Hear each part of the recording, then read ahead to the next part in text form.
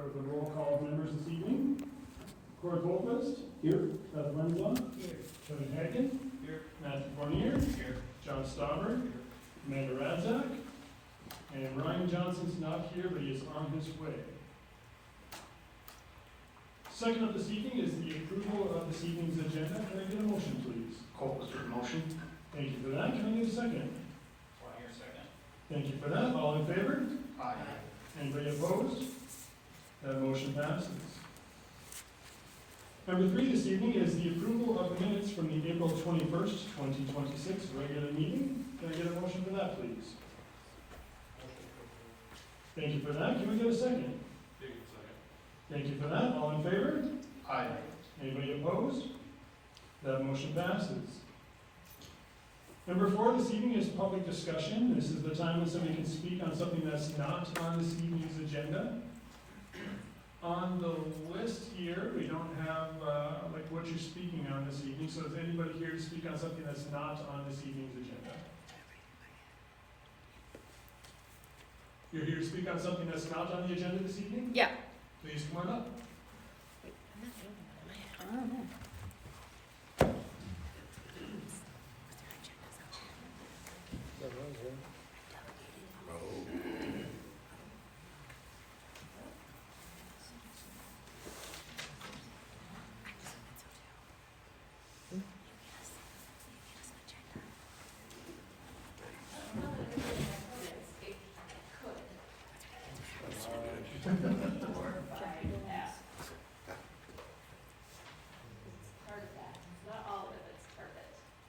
Say it when you want to do it now.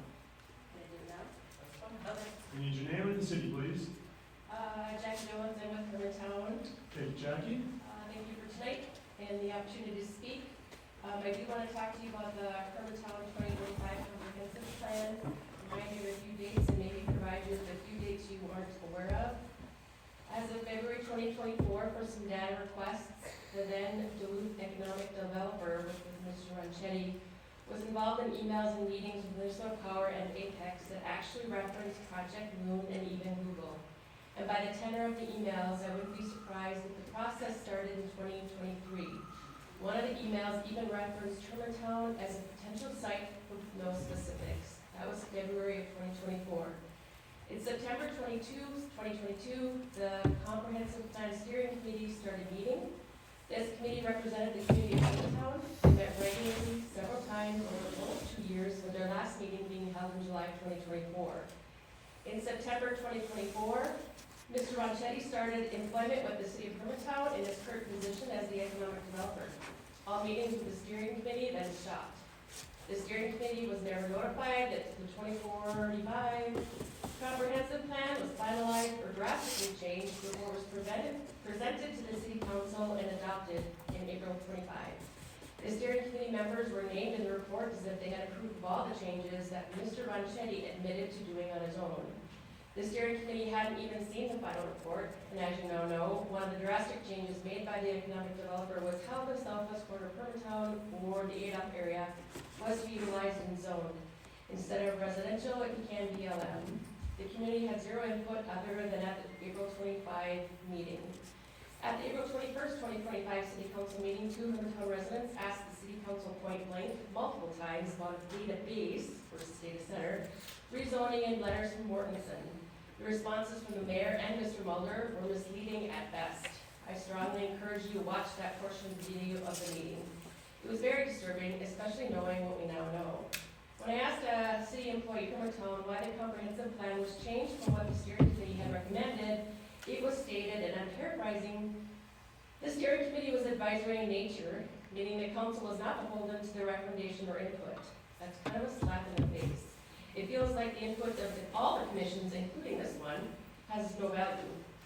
Tonight's memo by Mr. Johnson regarding the amendment to the 2045 comprehensive plan states the ongoing conversations about the extension of sewer and water to the ADOP area were initiated due to both the 2045 plan and the proposed Google data center. I believe this to be a misstatement because it is 100% of Google. Hermantown Economic Developer and Google drove the update to the comprehensive plan. That's the only reason it was changed. It's quicksand and lies. That is what all these changes are being built on. The comp plan was changed massively. Kelly donated time. Are you donating time? Yep. Thank you very much. The comprehensive plan was changed massively without the community's input, and any references within tonight's documents that state the community approved some of these changes are wrong and disappointing. The second AUAR is not complete. There are 2 lawsuits against the city, and the citizens that voted for you are telling you to stop. Even though the same faces are appearing before you, and I'm sorry that you're getting tired of seeing us. That your input or ours apparently doesn't matter. At what point do you listen and hear what we, the residents of Hermantown, are saying? And at what point do you protect the citizens of Hermantown? I'm asking that you change the urban services plan to incorporate only the current water and sewer infrastructure that exists, and not future infrastructure to Adolph or the rest of Hermantown. That should be addressed as it occurs. Thank you. Thank you very much. Would anybody else like to speak at the general time?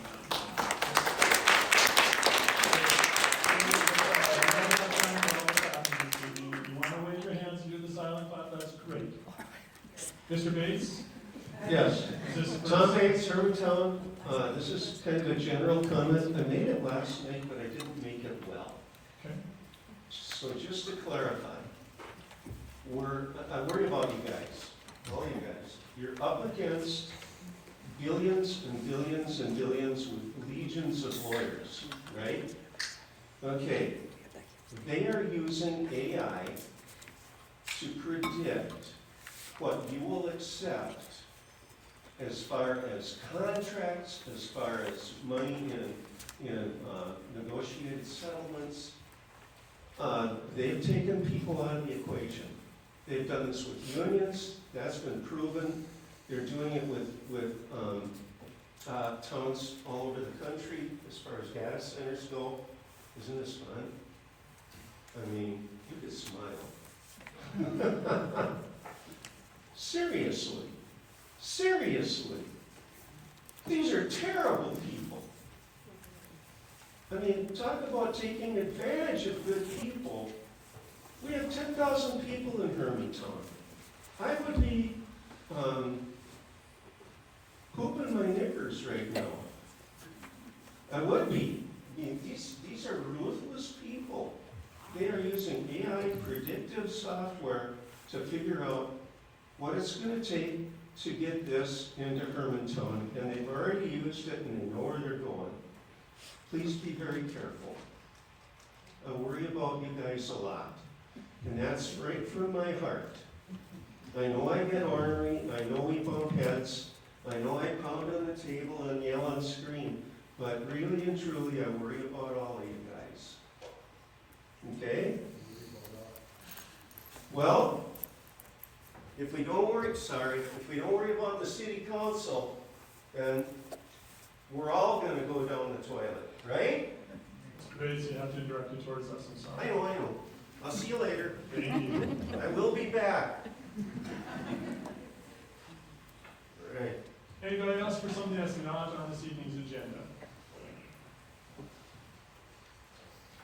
Not seeing any, we'll move on.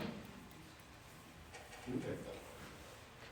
Section 5, public hearings. 5A, I've been told has been withdrawn. Is that accurate, Mr. Yes, Johnson? that's correct. Received an email confirming that from Kyle Kloss earlier today, that he's looking for a special use permit to be at a later date. This is a property at 56XX Highway 194, so this matter is withdrawn from application. Thank you for that. 5B this evening is an application by Levi Stauber, Cottage Life Investments LLC, for a subdivision to create a 136-foot wide parcel of .065 acres and a 4.18 acre lot assessed by the way of a flag lot of 30-foot width at 5245 Maple Grove Road. What do you have for us on this one? Great, thank you again, Mr. Chair. As you mentioned, this is a flag lot subdivision application. This is an existing 4.83 acre site that exists right next to Fickner Park, an existing home and multiple outbuildings associated with this.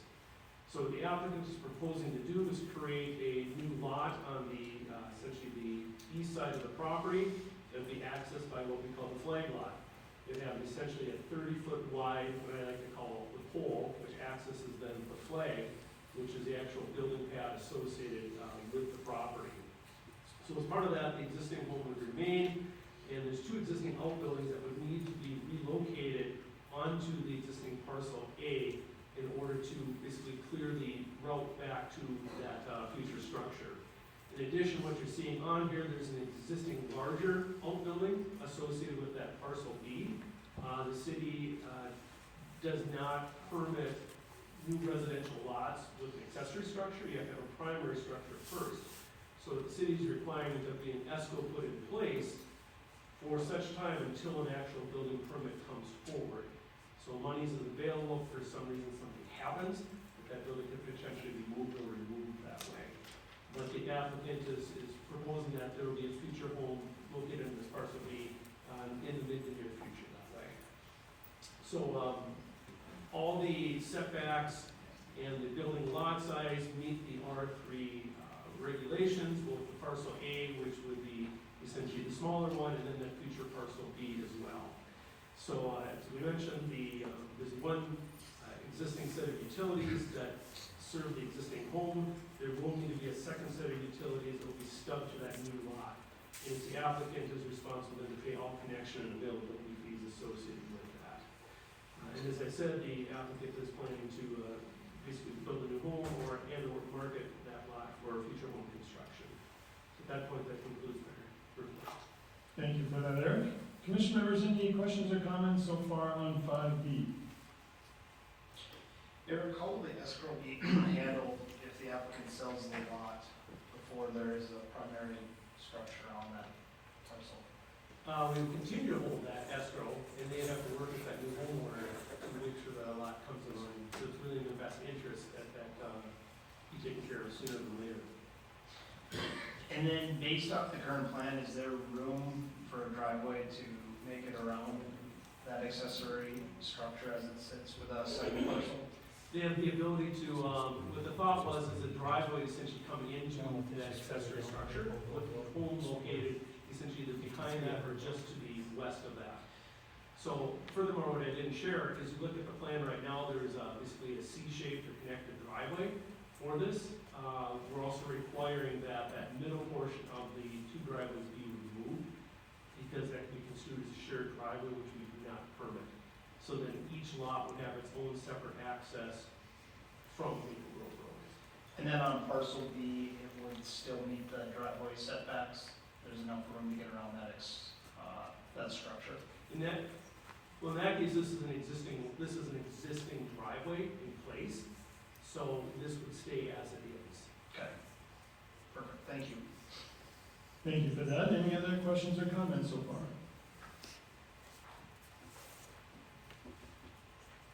Not hearing any, we'll open it up for a public discussion on 5B. Is there anybody here this evening to speak on 5B? If you are, please come up, state your name and city for the record.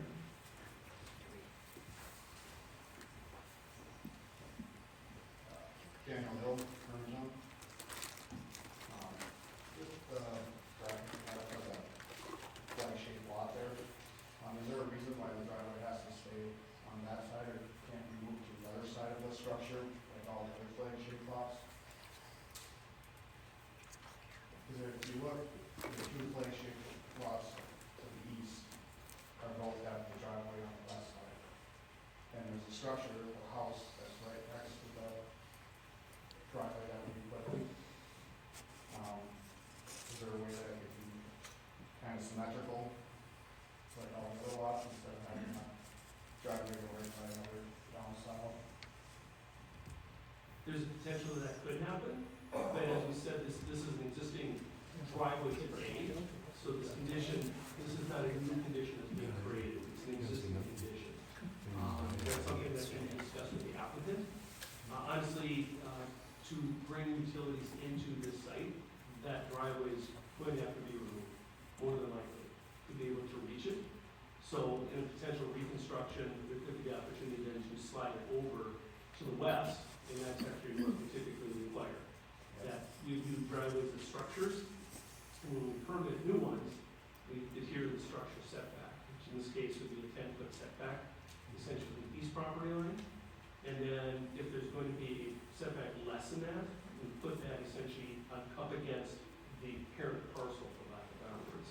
So there's a lesser setback, but that's, it's based against the existing home net line.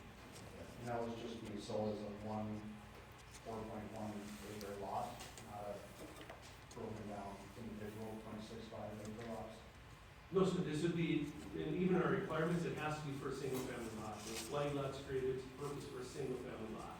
And there can't be any future subdivision of that lot because it would no longer meet our requirements. Thank you very much. Would anybody else like to speak on 5B this evening? Not seeing any, we'll close the public hearing on 5B at 7:16. Commission members, any other questions or comments on 5B? It's just a continuation of the driveway discussion. If it's currently encroaching on the 10-foot because it's an existing driveway, if the driveway is expanded further, I guess, north into the property, that new driveway portion would need to maintain the 10-foot offset? It should maintain that, but as I mentioned, that given the fact that water and sewer will come up that flag portion, and this is only a 30-foot, which is our minimum, that there's a high likelihood that that driveway would be obliterated, utilities are going, and the new driveway would happen after the fact.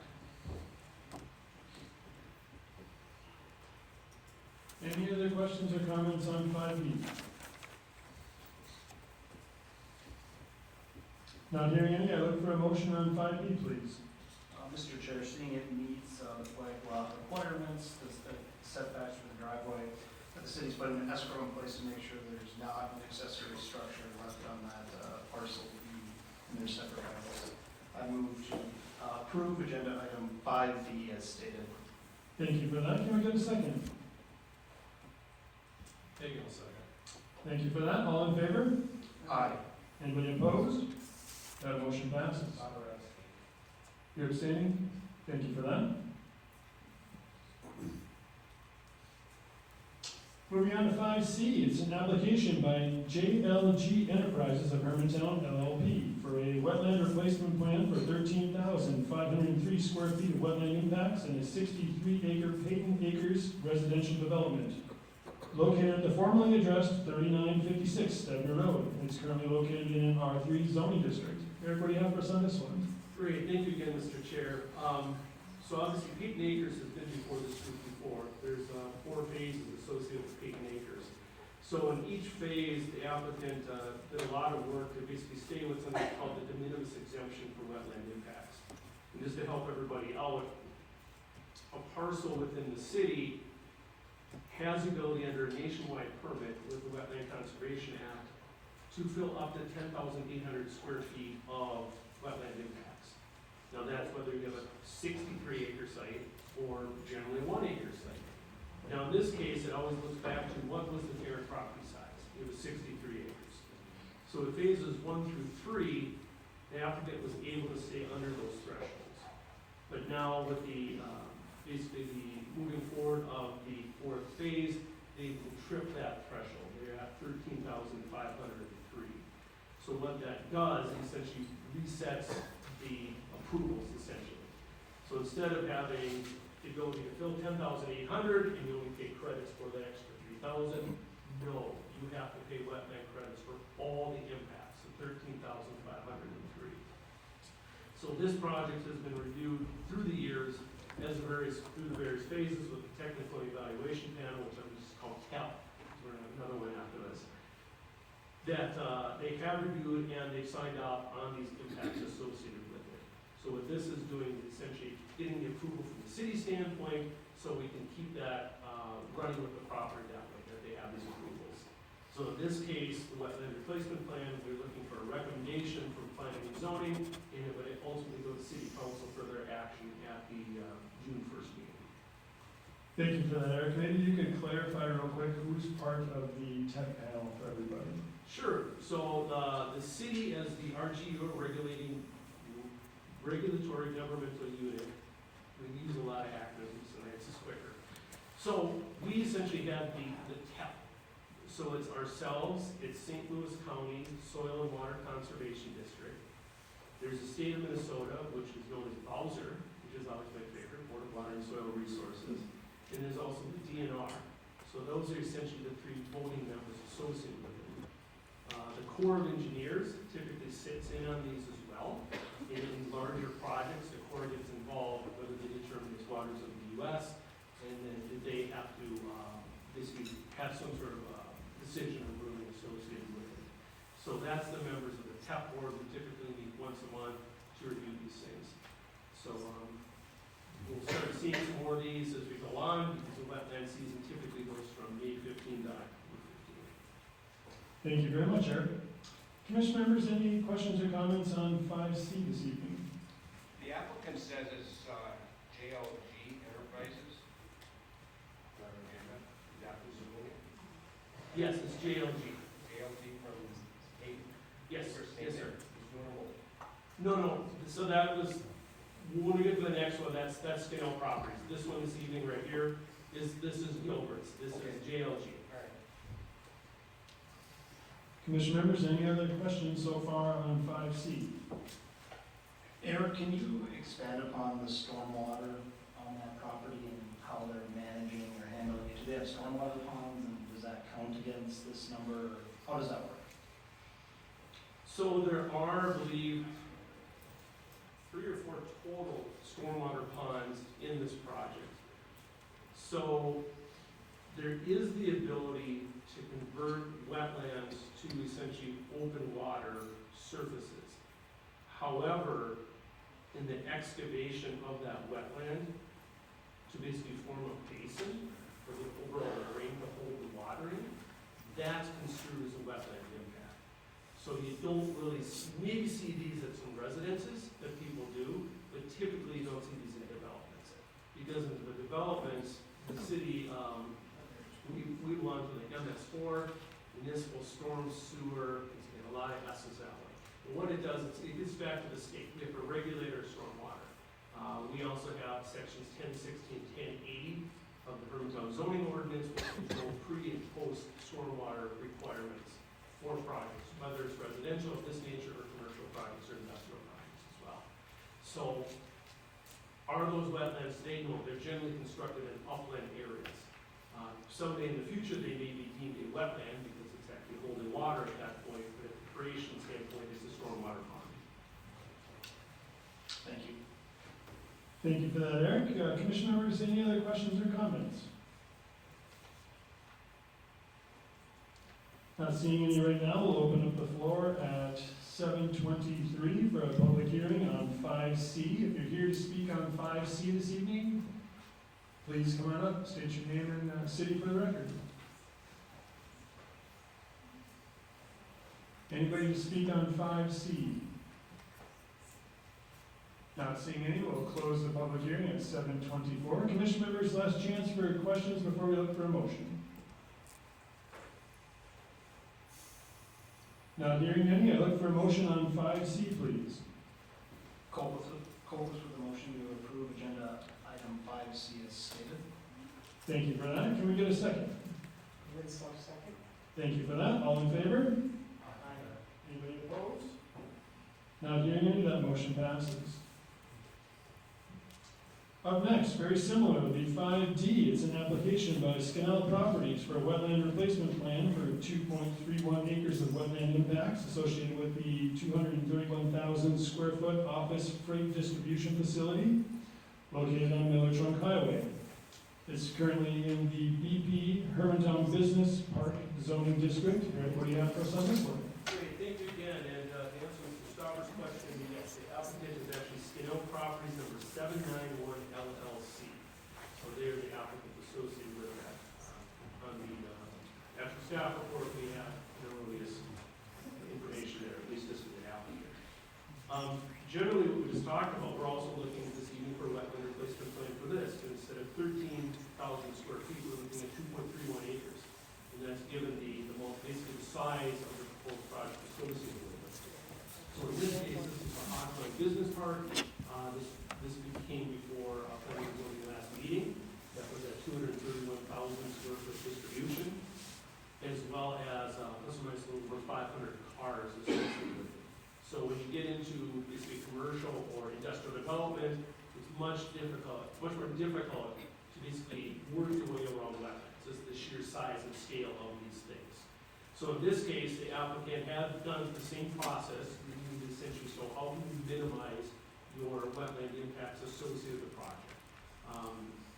Skinnell and their team of Stantec, they went through multiple site iterations associated with this in order to reduce this down as much as possible. So what they're coming into is before is a 2.31 acres of wetland impacts associated with this.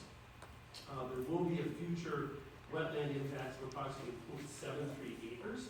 And the purpose of that is for a future north-south road coming from Hudstad Road. If you maybe recall back from our last meeting, there's 2 ways into this site. So that's going to be a north entrance associated with that. That is a separate project that's being constructed and permitted through the city of Hermantown. Both that project as well as this project have been reviewed by the Hermantown panel. And regarding the 2.31 acres, since it's a current application, this captain's reviewed that and is recommending approval of it. Thank you for all that, Eric. Commission members, any questions or comments so far? Eric, do you mind pointing out where that future roadway is? I apologize, I was absent last meeting. So if you could just point that one on a plan if possible. Sure, Mr. Rickland's gonna bring up the site plan. And actually, we stop right here initially because that gives you a little bit of top. You see the yellow highlight in the upper corner. That's basically the cul-de-sac associated with this. And Mr. Rickland, I think there may be one other plan that has a little bit further out view, and no, there's not. So anyways, that road was approximately 600 lineal feet up to Hudstad Road. If you've driven that area before, Hudstad Road comes into the Lake Bypass Road, kind of an existing T scenario that way. So this future north-south road generally, like I remember, parallels that the Lake Bypass Road, where we're coming into the Hudstad Road. This overall system has been reviewed quite extensively by St. Louis County, as they are basically the governing body associated with the Lake Bypass Road. And there's been a lot of discussions as how to get into the site, and that was determined the best route that way. We really wanted to limit how much access can come onto the Lake Bypass Road. That's the reason for that north-south road. Thank you. Thank you for that clarification. Commission members, any other questions or comments on 5D so far? Not hearing any, we'll open up the public discussion at 7:28. If anybody's here to speak on the wetland replacement plan for 5D, now's your chance. Please come up and state your name. Hi there, did you sign up already? I did, it's on the other sheet. Gotcha. Hasn't invited up yet. Catching all of my stuff. I am just gonna kind of reiterate what, I said yesterday at the city council meeting, just because we have so many people here. So my name is Sarah Lofald, I live in Hermantown, and again, I wanna start by saying I'm not opposed to any development in this area, on this piece of land northwest corner of Highway 53 and the Lake Bypass. In fact, back in February, I told the city council to proceed with cautious optimism, and I'm just reinforcing that again today. But I wanted to make sure everybody is aware of the history of this brownfield site. So in 1983, this particular area was designated a Superfund site due to the improper containment and disposal of waste oil by the Arrowhead Refinery Company. For those that don't know what that means, basically a Superfund site is an area designated by the Federal Environmental Protection Agency, or the EPA, that has been contaminated by a pollutant that poses a significant threat to wildlife, water, and public health. And this resulted in the contamination of soil, surrounding wetlands, and groundwater, and prompted 13 neighboring households to connect to city water in 1990. The designation of this piece of land as a Superfund site by the EPA is not unserious. It's a very serious matter. The cost to clean that soil and remove waste sludge was estimated to be $23 to $24 million, and that was in 1986. And though the site was removed from the national priorities list, this doesn't mean that the site is fully clean or safe. So even now, the site is being assessed by the EPA every 5 years, the last of which was done in 2022. The next is slated for 2027. You can find that all on the EPA website. The EPA has determined that all cleanup has met acceptable levels, and again, don't oppose the redevelopment, but we're talking about the wetlands here, and those wetlands were affected by this old Superfund site, which again has been delisted. So I just encourage you, please keep in mind that these wetlands have already been greatly affected by past companies who were not good stewards to our community. So this new company that wants this, the wetland delineation, that want to build here, we need to take that history into effect, because any building on this land could cause recontamination of soil. Just because it's clean by the EPA doesn't mean that it's fully clean. So I just encourage the committee here to consider that when working with any kind of permits. And, you know, the goal isn't just the development, it's the dedication to public health and safety, and a mutually beneficial relationship between the business and the community exists within. And that's all I got to say. Thank you very much. Would anybody else like to speak on 5D this evening? Not seeing any, we will close the public discussion at 7:32 p.m. Commission members, any last comments or questions on 5D before we look for a motion? Actually, I'd like to just follow up on that as well. So last evening, there was a representative from Stantec who explained what has been going on in the site as well in regards to the dealership Superfund site that it is. So there's continued coordination, and we'll be working coordination with the MPCA, the Minnesota Pollution Control Agency, and what's called a response action plan, or a RAP. So yeah, there's going to be a lot more environmental eyes associated with this project as it continues to move forward. My understanding from the person last night as well, also the FPCA person that will essentially visit the site from time to time as well, make sure that these actions continue to be basically enforced and taken care of. So yes, when work does happen on the Superfund site, there's still a lot of overseeing and oversight that happens with it. Thank you for that. Commission members, any other questions or comments?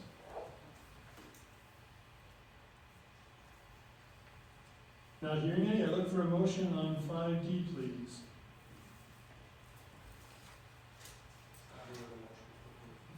We have a motion to approve, can we get a second? Or need a second? We have a second, all in favor? Aye. Anybody opposed? That motion passes. Up next is 5E this evening. It's an application by One LLC for a special use permit for a 103-unit, 4-story apartment building on a 5.8-acre site located at 4818 Maple Grove Road. The property is located in an HM, Hermantown Marketplace zoning district. Eric, what do you have for us on this one? Great, thank you again, Mr. Chair. So this is an application by One LLC for, as you mentioned, a 4-story, 103-unit apartment building. This property is directly east of the existing Stegner Park. So to help out everyone, especially in the Hermantown Marketplace zoning, it's a multiple family housing, i.e. apartment or twin homes or condos or things like that, are permitted use with a special use permit. So there's basically two ways that we, actually this would be the third way now that we essentially have looked at apartment buildings in the city. In regular commercial zoning, you can handle this with a commercial industrial development permit. In non-commercially zoned areas, it goes under a PUD, plan unit development. Now in this case, in the marketplace, when the marketplace was created, there was different categories that different thresholds associated with it. But again, some things we handle as zoning certificates, smaller projects, intermediate projects, the CIDP. When you get a little bit larger, like this project, it gets into a special use permit. So what that does, it has a public hearing and looking for a recommendation from planning and zoning, and then the city council takes the ultimate action associated with it. So that's a little bit just kind of an explanation of the background, how we see these different apartments kind of generally coming into the city that way. So right now, this is the first essentially apartment or multifamily building that's been proposed in the Hermantown Marketplace. Obviously, there's been some other commercial development, particularly on the north side of Maple Grove Road, and this is one of the first newer ones that's happening on the south side of Maple Grove Road. So what you have right before us here, this is the proposed elevation of the building. As we mentioned, it's a 4-story building. It's indeed basically some stone accents associated with it, basically both vertical and horizontal LP siding with that. So what the applicant is looking to do is have a mixture of basically 3 types of basically room sizes. There's a studio, a 1-bedroom, and a 2-bedroom.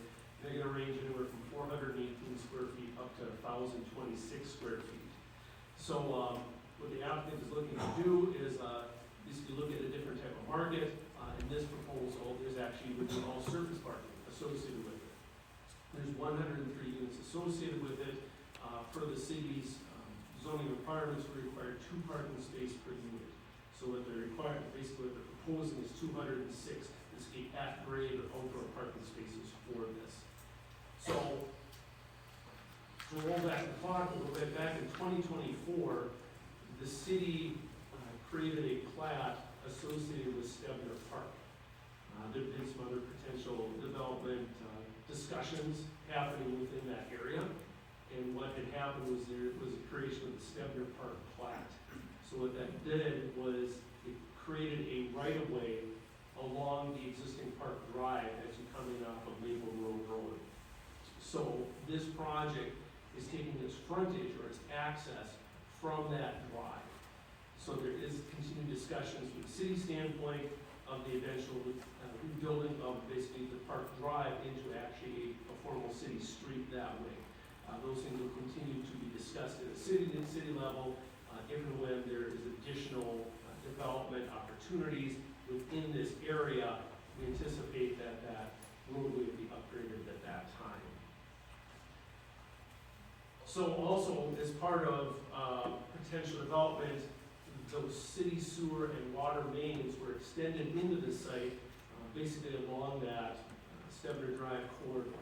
So the proposed property would take access, or excuse me, would connect into those 2 sewer mains, the sewer main and the water main in the roadway, bring in their private stubs into the site to actually serve this building.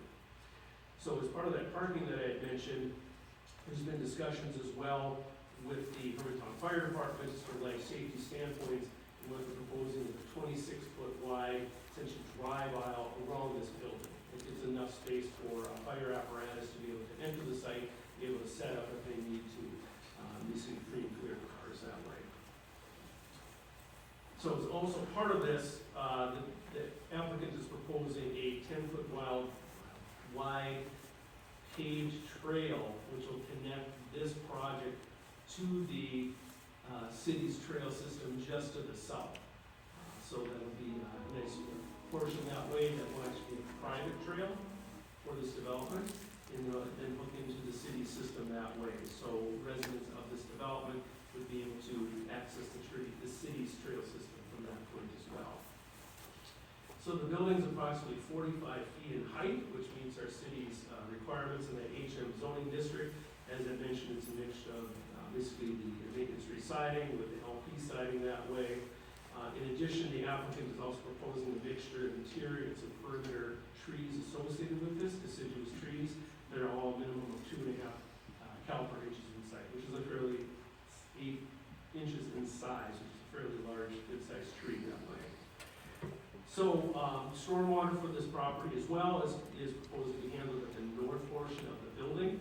The graphic that you see is basically that kind of the L-shaped basin at the very top there. That would be the stormwater associated with it. The applicant's engineer has submitted engineering plans to the city engineer for review. The city, from the initial review, so that these plans generally meet our stormwater requirements. So, once again, in this case, this is a special use permit application, so we'd be looking for a recommendation from P&Z, with then the council taking the ultimate action on the special use permit item for future meeting. Actually, just one more item. Once again, a lot of wetlands in the city, a lot of wetland areas. The applicant worked extensively, multiple site plans associated with this to be able to get the wetland impacts under that de minimis exemption that I spoke about earlier, 10,800 square feet.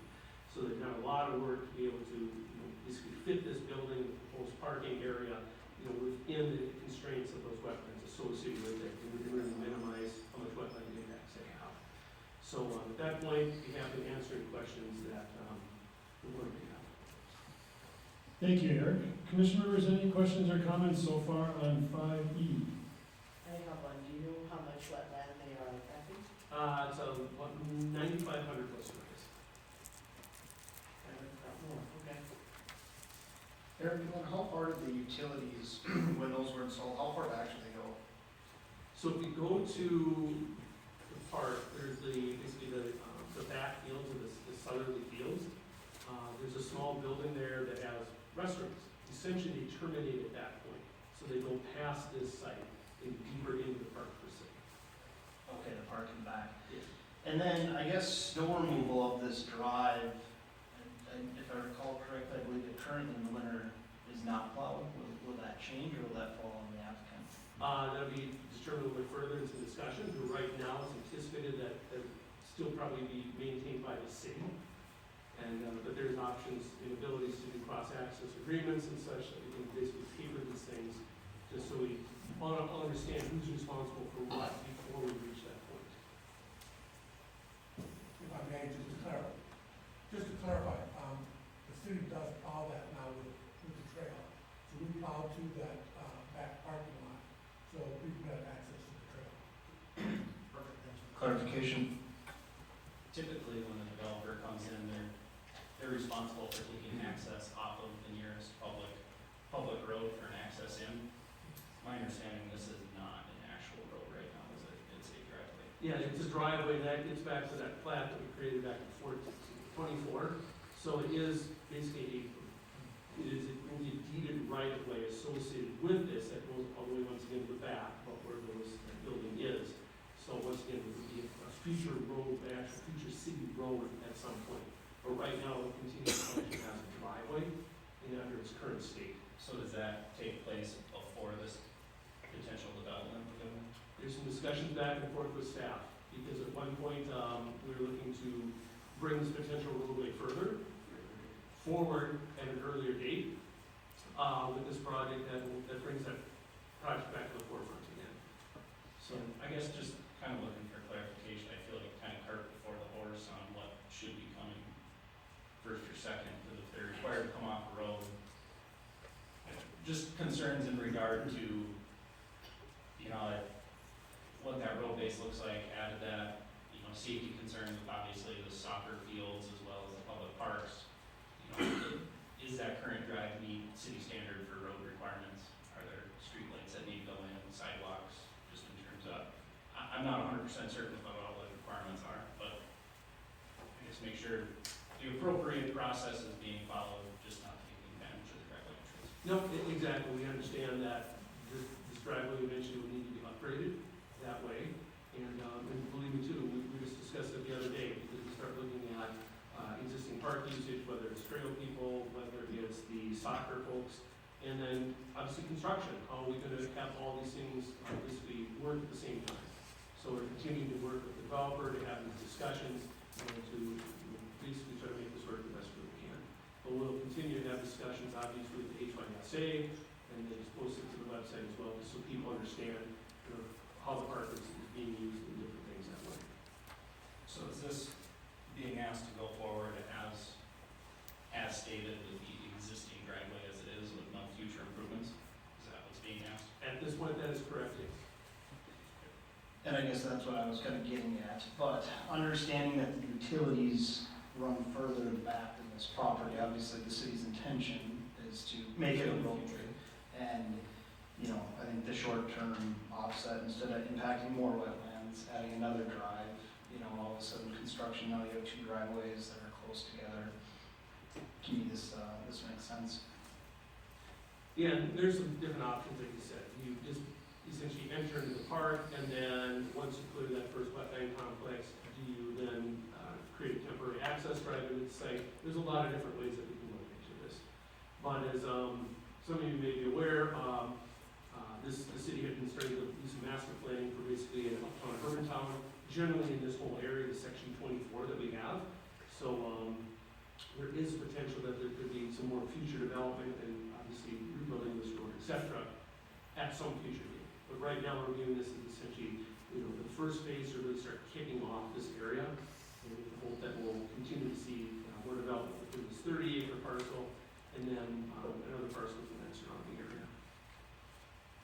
Is there a threshold limit that we get to, at which point it triggers a road improvement project? I know we're saying we kind of go with the flow, we kind of see what the development is, but there's actual concrete things that the city would go off of. Yeah, a lot of it is we just look at timing both from the city standpoint as well as a developer standpoint. It's one thing to service an existing building, it's one thing to service multiple buildings that way. So that would definitely be a trigger that way. As part of the, that uptown Hermantown area, we envisioned other multiple points of entry into this whole area as well. So, there's been some other master plan documents. So, once again, this is kind of the first phase, with obviously, future phases triggering other roadway improvements out there. With our older cul-de-sacs, we didn't have 206 cars coming back and forth, and that does concern me. We have that many cars coming in, now we've had that big in the city, the sides go off, and has deteriorating back and forth. We're gonna see some real problems in that driveway. I mean, I obviously, Stemner's near and dear in my heart, and, currently, Hermantown Soccer has several benches set up on the sides of those roads where they just drop off to ditches where restoration wasn't done properly, things like that. I feel like those are items that need to be addressed before future development goes in there, not just taking advantage of the driveway access.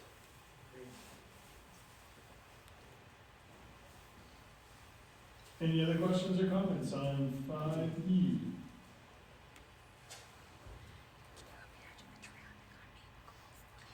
Not seeing any, we'll open up 5D for a public discussion at 7:48 PM. If you're here to speak on 5D, this is your chance. Please come on up, state your name and city for the record.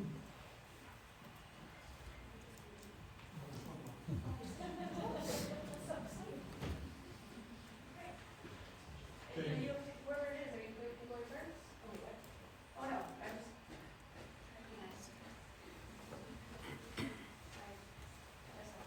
Perfect. Alright, again, my name's Sarah Loveld, and I live in Hermantown, and I honestly didn't prepare much for this, I just also have very, deep connections with the soccer fields. And so, quite a while ago, there was a, online survey that the city put on, and I responded to that, for what is going to be this newly formed Hermantown Marketplace District. And I have great concerns with how development will affect the local environment, wetlands, public parks, and then the feel of our community. Stemner Field, like I said, it means a lot to me.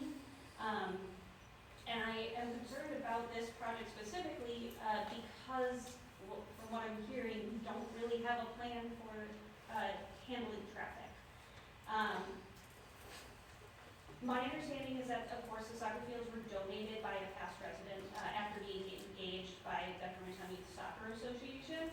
And I spent so many summers playing soccer there, and now I walk the trail that's in that southeast corner.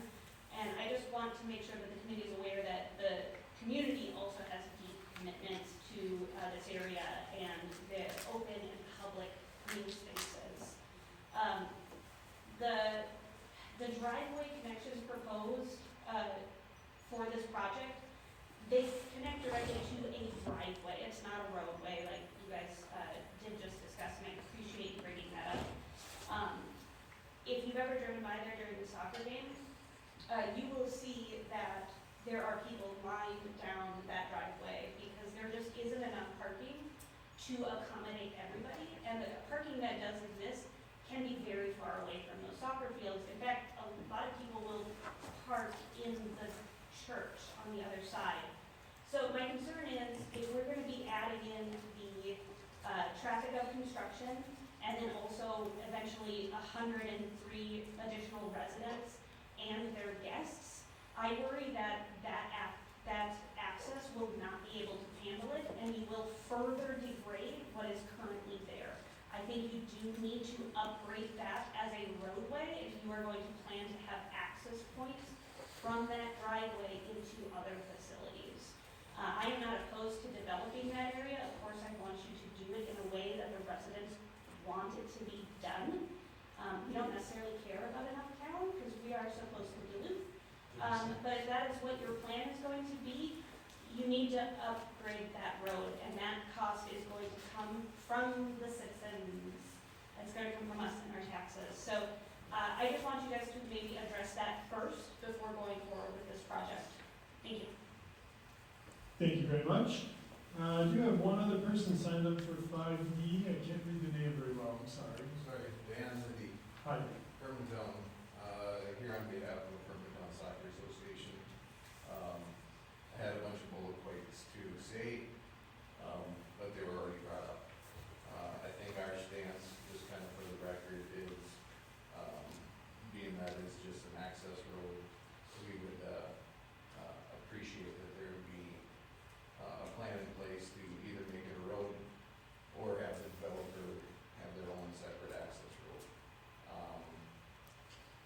But a lot of the other points have already been brought up, so that's all I have to say. Thank you. Thank you very much. Would anybody else like to speak on 5E this evening? Not seeing any, we'll close the public discussion at 7:52. Commission members, any questions or comments so far on 5E?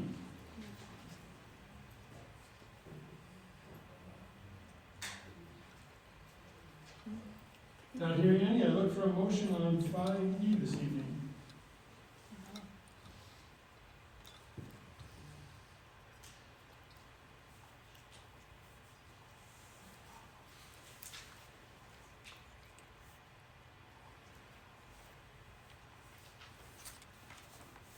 I'd like to make a motion, just to table this, to have alternate conversations, I guess, regarding access into the development. I'll second that. We have a first and a second, all in favor? Aye. Anybody opposed? That motion passes.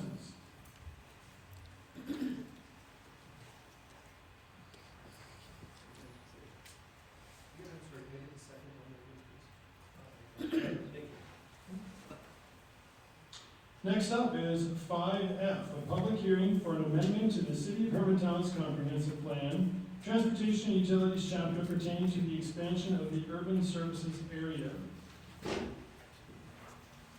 Eric, what do you have for us on this one? Great, thank you again, Mr. Chair.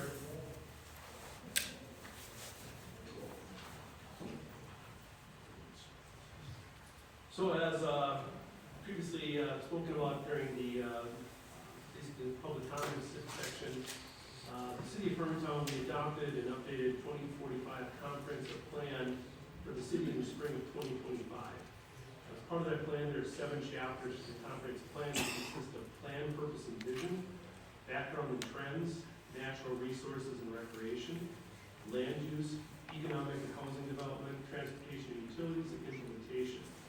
Obviously, this comprehensive plan can be found on the city's website, and as part of the report, I included a link to that.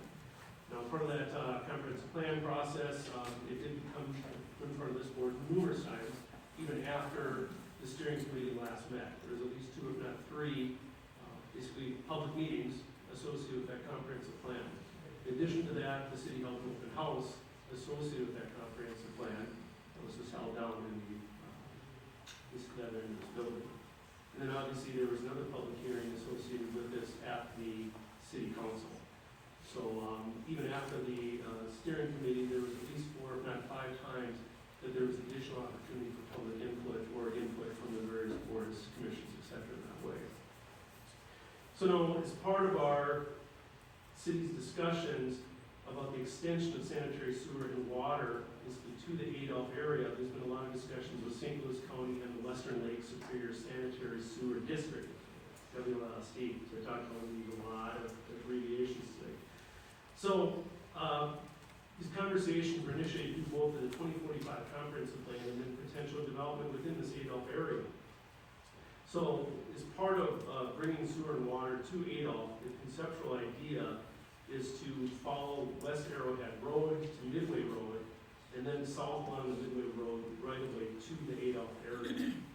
So from the comprehensive plan standpoint, there was further review from the WLSD And what they did is they checked their urban service boundary, USDN report.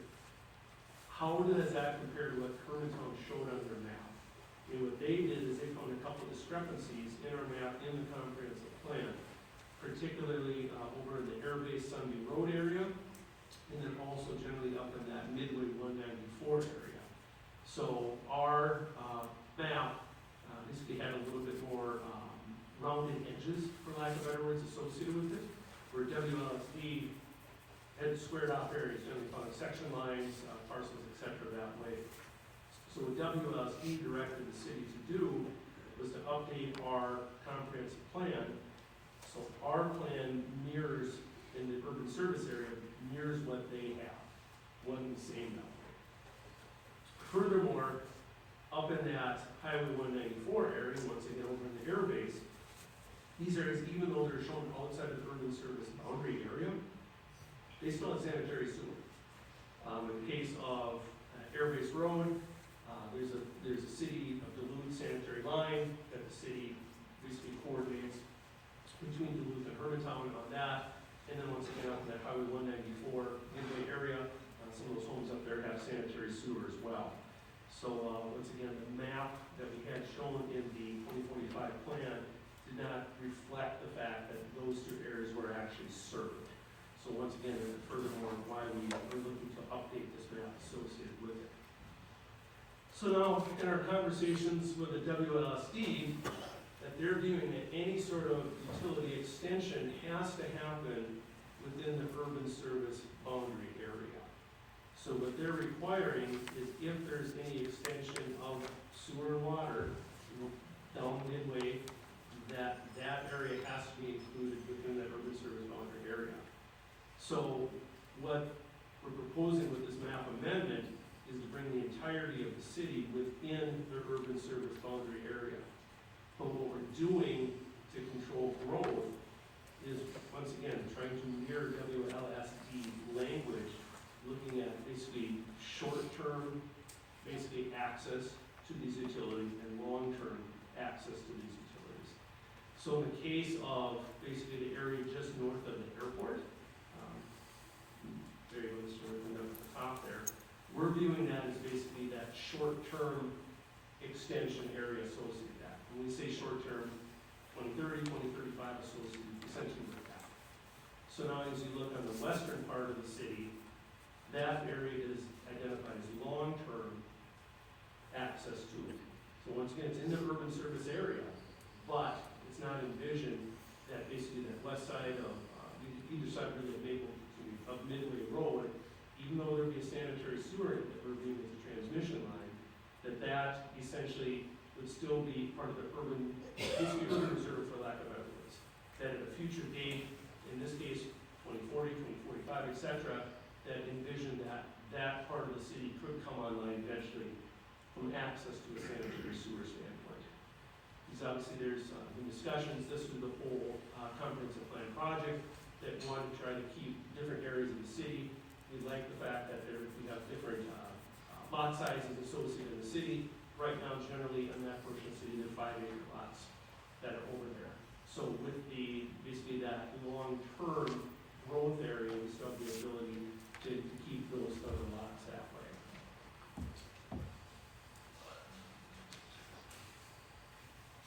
So as part of this amendment, the city went back with HKGI, which is Poison Control Group, to basically update 3 different chapters within the comprehensive plan. One that you see is right before this is the future land use map. So this falls within chapter 4.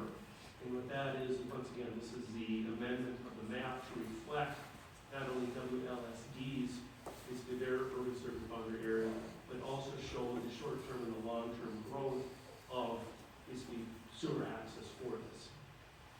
Then in the utilities and, transportation and utilities section, we have an additional couple extra pages that explain how this growth basically occurs.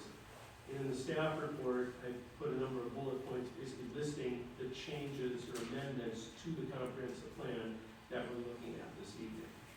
And then lastly, in chapter 7, the implementation portion, that updated, basically, two items associated with the overall goals and strategies moving forward in the comprehensive plan. So, at this point, like I said, we're looking at amending 3 chapters: land use, which is chapter 4, you're looking at transportation utilities, chapter 6, and then implementation, chapter 7. So generally, just kind of boil it down again. Chapter 4, we're generally looking at this map. Chapter 6, transportation and utilities, discusses the extension of sanitary sewer, how it's viewed as limiting growth, both in the short and long term. There's an additional page put into it that way. And then lastly, chapter 7, the implementation, updated items 4.2 and 4.3 to reflect this language as well. Thank you for that, Eric. Commission members, any questions or comments so far on 5F?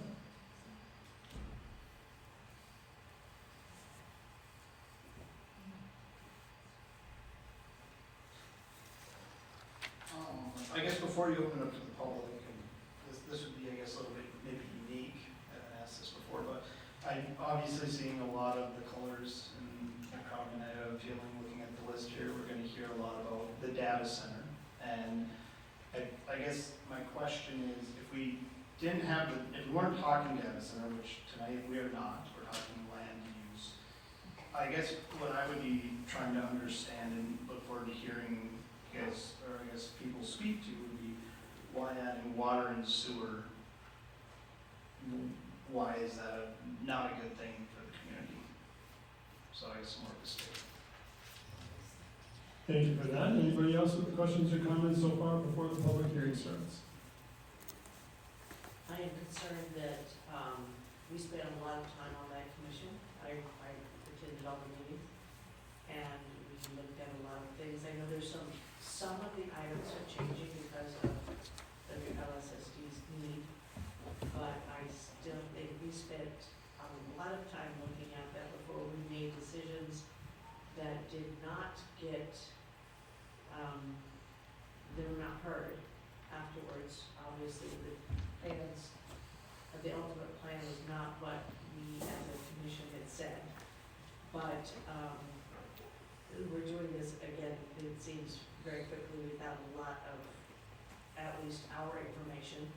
I received a packet and that's been it. For tonight's meeting, not enough to really dive into a little bit more of the details, but I'd like to see those. I guess are there specific questions that you're looking for then? Just, I mean, this was a lot on a piece of paper that you're trying to decide, not as much, but more of the water and sewer has always been on Midway Road, one thing that, because we have to have a lift station, and all the rest, that was pretty much a, very far out thought, and it still looks like it's still going to be quite a ways off on that, but, there's a lot of changes that we, sitting on that long-range plan, we were just saying that's, you know, that's not even in our realm, that's gonna be beyond that one. And now it looks more, I don't mind having water and sewer, I think that's great for certain places, but we need to make sure that it's done correctly and not just quickly here. Thank you for that. Any other questions or comments so far? I guess this is probably more like an administrative question I just have, but when we look at, it says in here WSSD has an existing urban service boundary map. They don't follow what all Hermantown's urban service boundary map would be. What it gets into is layering, that we have the ability to utilize WLSD's system. So therefore, our map should mirror their map versus theirs mirroring ours. When did, if theirs is, when did they update theirs most recently? It was approximately, I believe it was last May, that they had updated their map, to reflect what at least we had shown in our comprehensive plan at that time regarding the Adolph area. When did we accept the comprehensive? I know we went through several meetings on it, I don't know when it was, I just, far as the council is, I don't have a specific date in April, but April 25. April, and then theirs came out in May. Yeah, basically what happens is, once again, AWSD will not take action until the city has approved the comprehensive plan. So they put the brakes on it until the comprehensive plan is accepted by the city, and then at that point, they review the requests for what now, at that point, it would be their plans to mirror what we are showing in the comprehensive plan. So that requires basically, reach out to WSD, they speak about it at the board level, they have a formal process as well, so it's regular.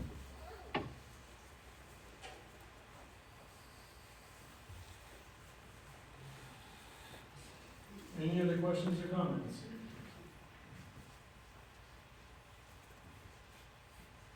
Not seeing any at this time, we will open up the public discussion period of 5F. It's currently 8:07 in the evening. If you're signed up, I'll call you up one at a time, and you guys can speak. You know the rules. You have 3 minutes to speak. Let's not make a lot of noise in between people so that we can keep it quick and moving forward. And we'll try to get everybody who's signed up to come up and speak. Looks like the first one here is Mr. Dave Chura. And up next will be Kim Parmeter. Please state your name and city for the record, please. Good evening, Commissioners. My name is Dave Chura, and I live in Duluth. I have a background in energy, natural resources, and government. I want to speak directly to concerns about protecting rural character and our local environment, because I too share those values. By preserving quiet, wooded spaces, this requires fiscal stability.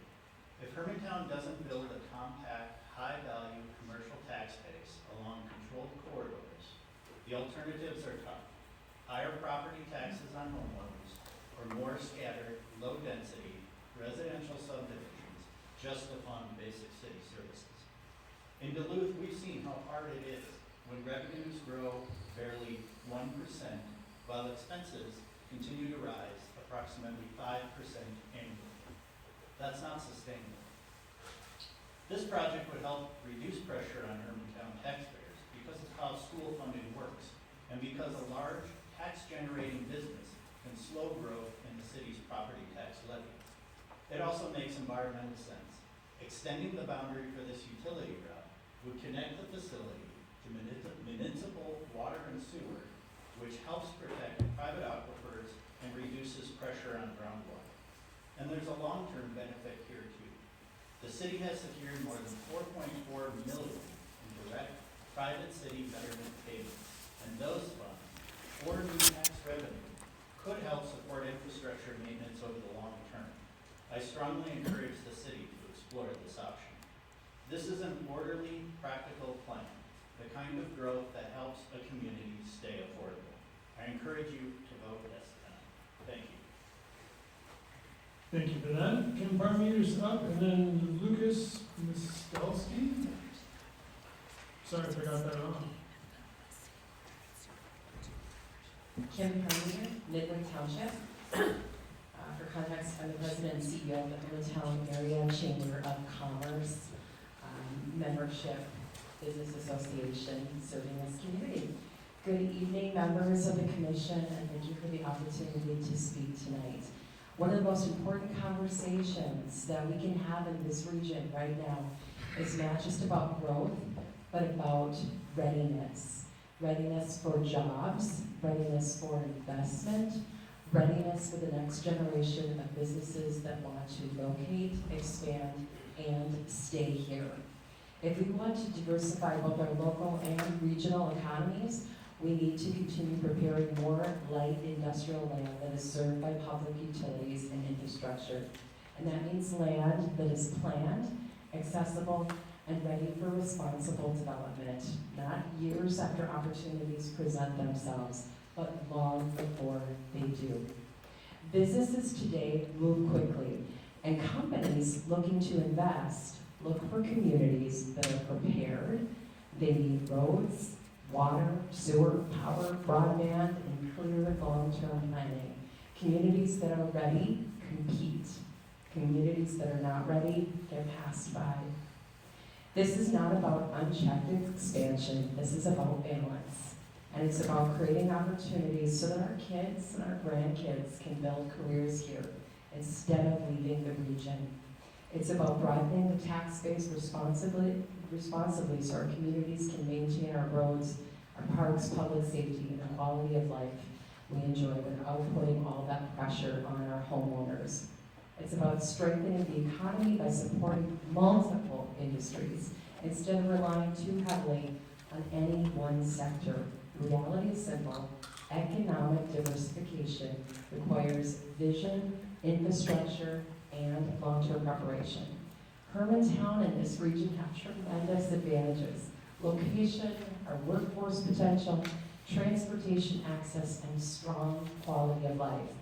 But advantages only matter if we're willing to prepare for the future. The work we do here today, running our land and our utilities and our infrastructure, are going to shape opportunities to exist here for the next 10, 20, even 30 years from now. So good planning is about thinking beyond today, creating a community that remains strong, sustainable, and full of opportunity for our next generation. So I would urge you to vote yes. Thank you.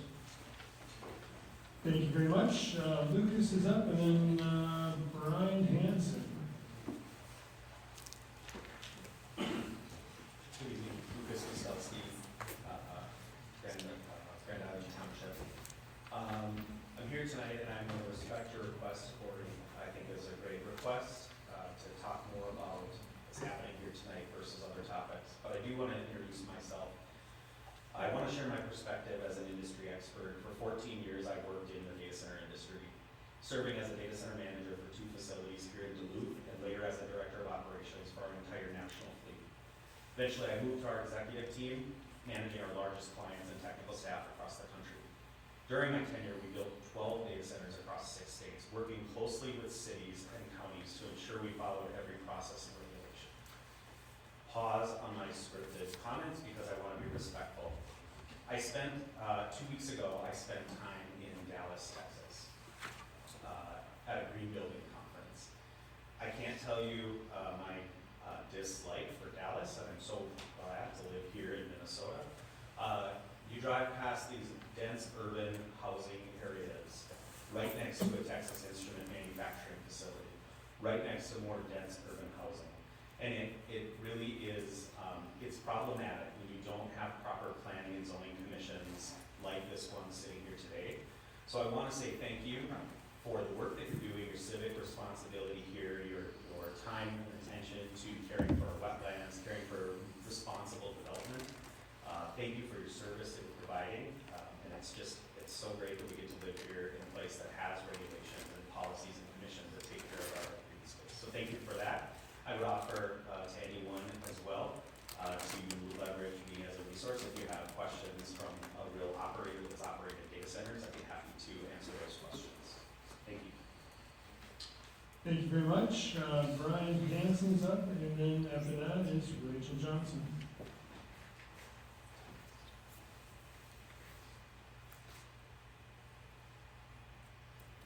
All right, come on. Technology, right? All right, here we go. Can I get your name and city, please? Brian Hanson, I live in Duluth. Chairperson, commissioners, staff members, thank you for allowing me to speak with you tonight.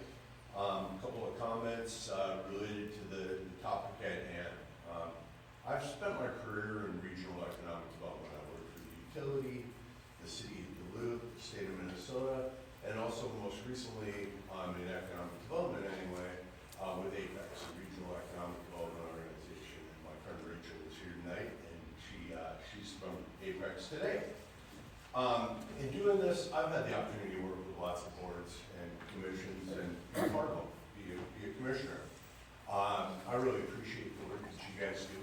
This is important work, and I thank you for it. I think sometimes it feels a little thankless, and I know the check that comes certainly doesn't compensate you for the time and effort that you put into this. So I want to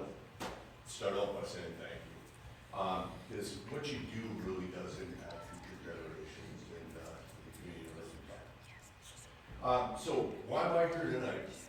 Well, I'm here tonight because I'm an advocate. I'm an advocate for business growth, I'm an advocate for good public process, advocate for proper planning, and I'm an advocate for amending plans when that's what's appropriate. We can't think of everything.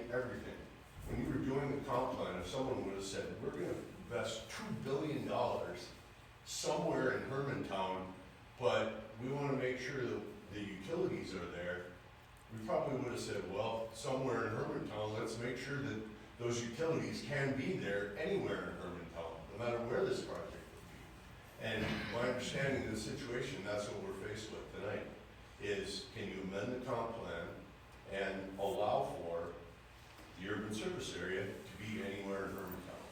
And it feels to me that given the current situation that we have with an opportunity for a $2 billion investment, one of the steps along the way, making sure that it can be served with the water and sewer that are needed for the project, it would make sense to make that amendment. And so I'm supporting and advocating for that. Thank you. Thank you very much, sir. Next up is Rachel Johnson, and after that, Derek Peterson. Good evening, my name is Rachel Johnson, and I live in Duluth, Minnesota.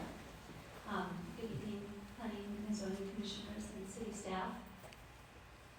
As Brian already introduced me as well, I'm now the president and CEO of Apex, the Area Partnership for Economic Expansion and a regional economic developer.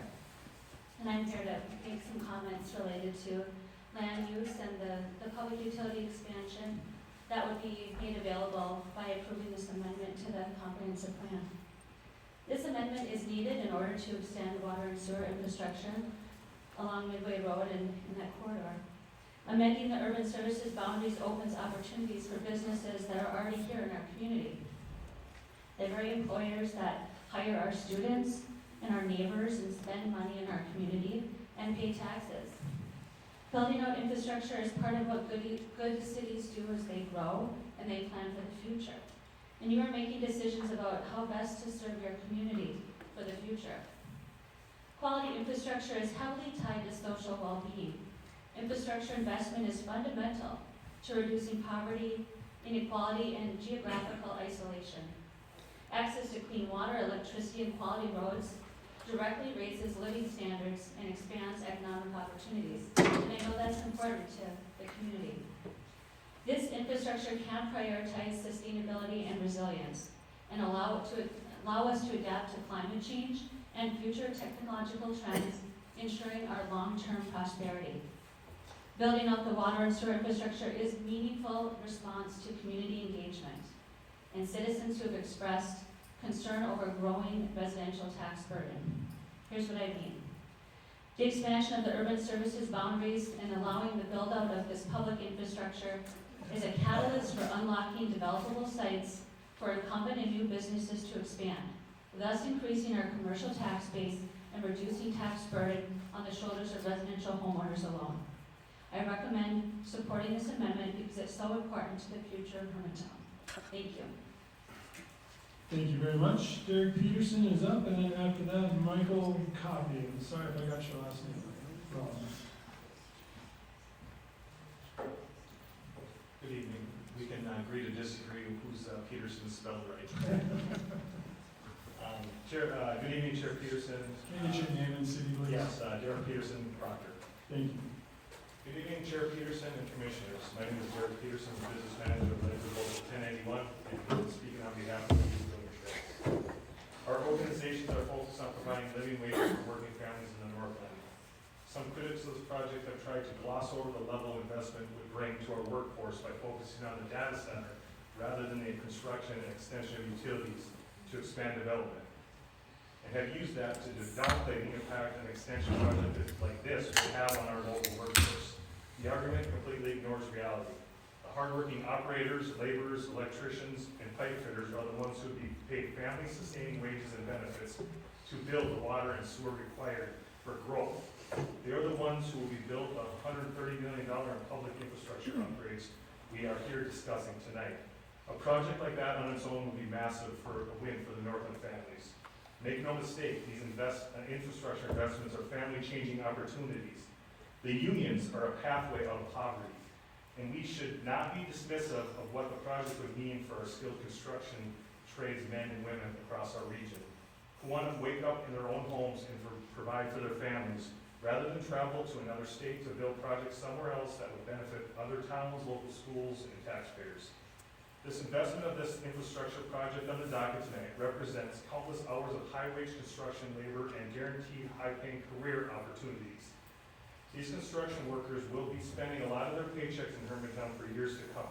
The trades stand in full support of the project. We urge the Planning and Zoning Commission to approve the urban service boundary item tonight. Thank you. Thank you very much.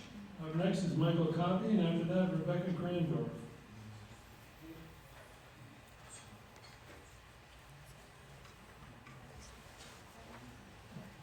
Is Michael not here? I do not think so. We do that. We can circle back if he comes back. Rebecca Grandorf, you are up, and after that, I'm really sorry I can't read it, Jolene Carlson? Give me 1 minute. Rebecca Grandorf, Hermantown. There's a statement on page 82 of the revised comprehensive plan that I feel like is a fabrication. It says, in addition to sanitary sewer trunk line that was envisioned to someday to serve a large residential portion of western Hermantown does not appear to be needed for the next 20 years, the lifetime of this plan. Given the opportunities for residential infill within the 2001 USB, the city could provide sanitary sewer services at a lower cost by developing 2001 USB. Instead, this line could be constructed to support business development in the southwest portion of the city. We all know that this is for the data center. The idea that it's envisioned for the residential community is ridiculous. And it's part of this line is part of the data center project. It is a connected action to the data center project, and as such, it should be subject to environmental review, including its siting. I believe the siting is inappropriate and creates vulnerabilities for the west end of Hermantown. To answer your question, I live in the west end of Hermantown, and I do not want my area developed. Residents,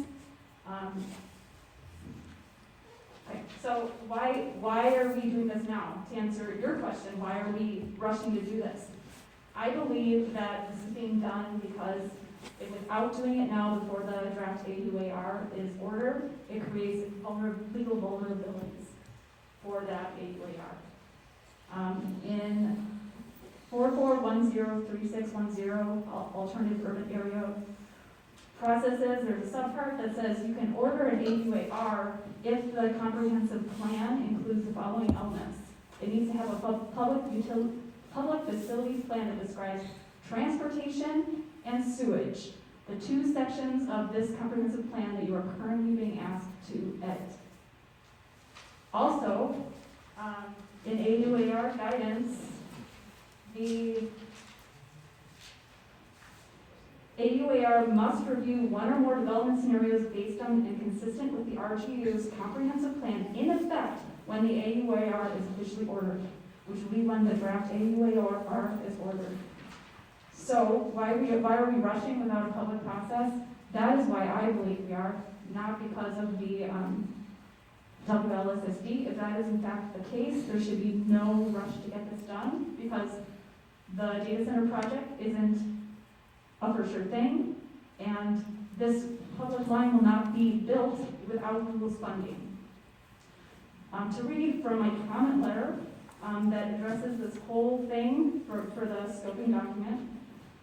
I guess I'm out of time unless someone wants to donate some time. Hey, what's your name? I'm sorry? Harry Umpier. I'm sorry, I couldn't. Harry Umpier. Thank you.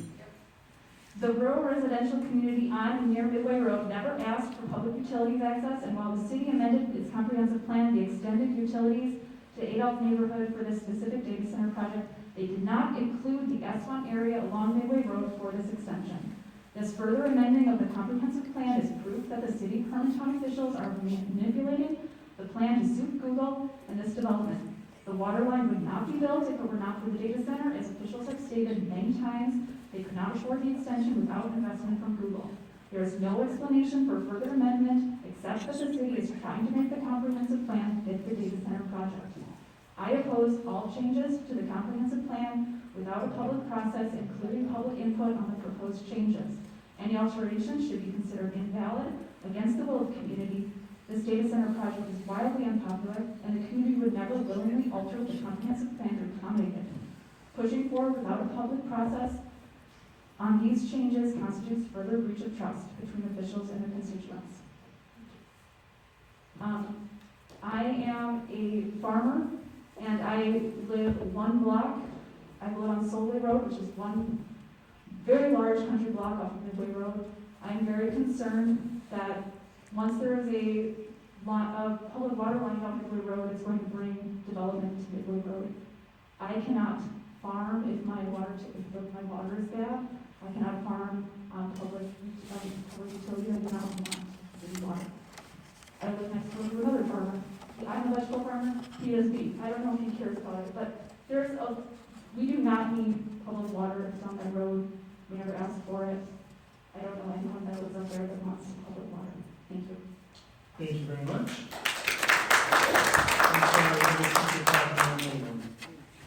Up next is, it was Delane Carlson, is that accurate? She's left. I've got a Jill Anderson and then Jonathan Thornton's on deck.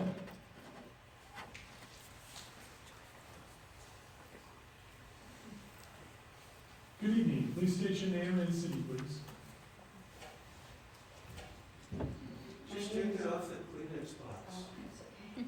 My name is Jill Anderson. I live in Hermantown. I had a whole thing written up I was going to talk to you about, and I just decided to throw it away. I've lived here my whole life in Hermantown on Maple Grove Road. I do have a small horse farm. I've grown up next to neighbors and friends. 2, 3, 4 generations of them. My parents moved here in the 50s. I am concerned about the data center. That's what I came to listen to. But with the water coming in, that's another concern. A lot of people have acreage. Where I live, we do have to have 5 acres. Between my family and I, we have a lot more than that. And across the street and down the street. And it's a beautiful place. And I love my children to live here and my friends to come up and visit. But I might be taxed out of it.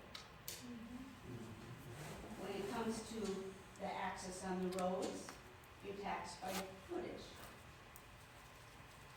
I have a wonderful well. I've had septic all my life. Hermantown is split up that way. If you want some land, you buy some over here and have a farm, have some space. We all know that. If you want to live in a townhome or a single home, there's wonderful ones down on the other side. I think what's going to happen is you're going to out-tax a lot of people that want to stay here. Thank you. Thank you, ma'am. Up next is Jonathan Thornton, and after that is Jackie Dolan's. Good evening, Commissioners. My name is Jonathan Thornton. I'm a Hermantown resident. First, I want to start off by thanking you for your time. I know this is a lot of times thankless work. Some of the stuff I'm going to tell you tonight I've already mentioned in the letter. So I would like to, first of all, Joe, is it possible if I could get these folks these maps?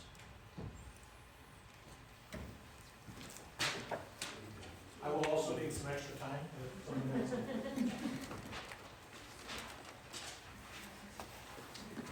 All right.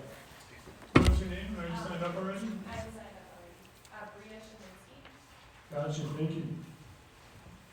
So I think the first thing I'd like to start with, I'd like to answer the question from Mr. Clovis. Why would I ever want, or why would I not ever want water and sewer on my property? I think the previous speaker answered it very well, but I'm just going to add to that, and that is the fact that if you've never lived on a parcel greater than 2 acres, you may never understand. And that's as simple as I'm going to make it. So, The other thing I want to mention is that the comprehensive plan that was set out between 2022 and 2024 is a very important document. We're finding out that every decision that was made as a result of this data center, that is the foundation of all these decisions. They keep going back to it. They went back to it for zoning. They're going back to it for everything about this data center goes back to a foundation of the 2045 comprehensive plan. Well, what's interesting is that I was actually part of that. Beth Wenzloff was part of it, Joe Peterson was part of it, and I think there was at least 6 or 7 others that were part of it. So I was asked to participate in the steering committee for this plan by Mr. Johnson. And so that was on August 8th of 2022. I still have the email. Invited me to be part of the steering committee. I received emails from Mr. Johnson inviting me to each one of these following meetings. Sorry. That was on September 27th of 2022. That again was on June 1st of 2023, July 19th of 23, April 9th of 24, May 16th of 24, July 11th of 24 is the last one. So July 11th, 2024 was our last meeting. Handouts of the topics discussed at this July 2024 meeting were given, handouts were given at most of these meetings, and I still have the originals, by the way, of all these handouts. I just keep a lot of stuff, sorry. And so this was not supposed to be the last meeting, by the way, okay? This meeting was not supposed to be the last meeting. We actually received a message from Mr. Johnson on June 10th of 2024 that said very specifically, we'll use this next meeting to determine our next meeting date and then discuss future dates at that meeting. And actually, the original plan of the 2045 Comprehensive Steering Plan Committee stated very clearly that this was supposed to go into 2025. So I'm really curious at what happened. Because the other key fact is that the committee was never contacted after July 11th of 2024. We were never invited to a community open house, Mr. Johnson. I was never invited. I understand that it went into the system, and it was probably in the system, but I was never given any notification. And I believe none of the other steering committee members were given notice of this open house. We were never even told that the comprehensive plan was completed. Now, of course, Mr. Peterson, you're going to understand that it was because you're part of the city council, okay? And also Beth was probably aware because she was part of this planning commission. But the rest of the members of the steering committee were not invited to the open house, and we were not part of any other process beyond July 11th of 2024. Now, on top of that, my name was left on the document. My name was left on that document that was presented to you at some point in early 25. And so my name, along with several other Hermantown residents' names, were there for you to look at and say, you know, if they're on top, or if they're really on board with this, I should be on board with this. And so, based on the actions that have taken place by the city of Hermantown in the past 2 years, it is clear to me that the 2045 comprehensive plan was revised after July 11th of 2024 to meet the criteria requested by Google. I have no question about that, okay? So I'm going to just take the opportunity now because I'm not creating precedence here. There was an earlier speaker that actually asked some questions. So I'm going to ask some questions, if that's okay. And my first question is, was the change to the 2045 comprehensive plan between July 11th of 2024 and April of 2025, was that at the request of Google, Mr. Johnson? We're just taking the information. Okay. Oh. Previously in this meeting, he answered questions for 30 seconds. Okay, so he's not going to answer. How many residents attended the open house that happened for that first 2045 comprehensive plan? Okay, there's no answer. How did you notify the residents in the southwest corner of Hermantown that they were adding a future urban services area to their neighborhood?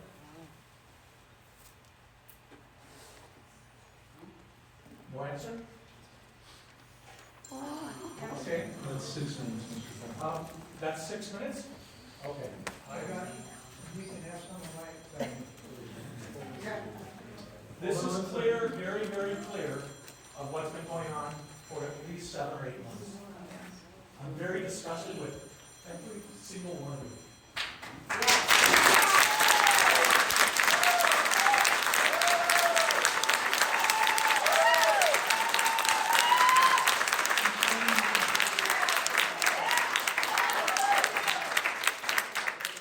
Sorry, the mic's not working.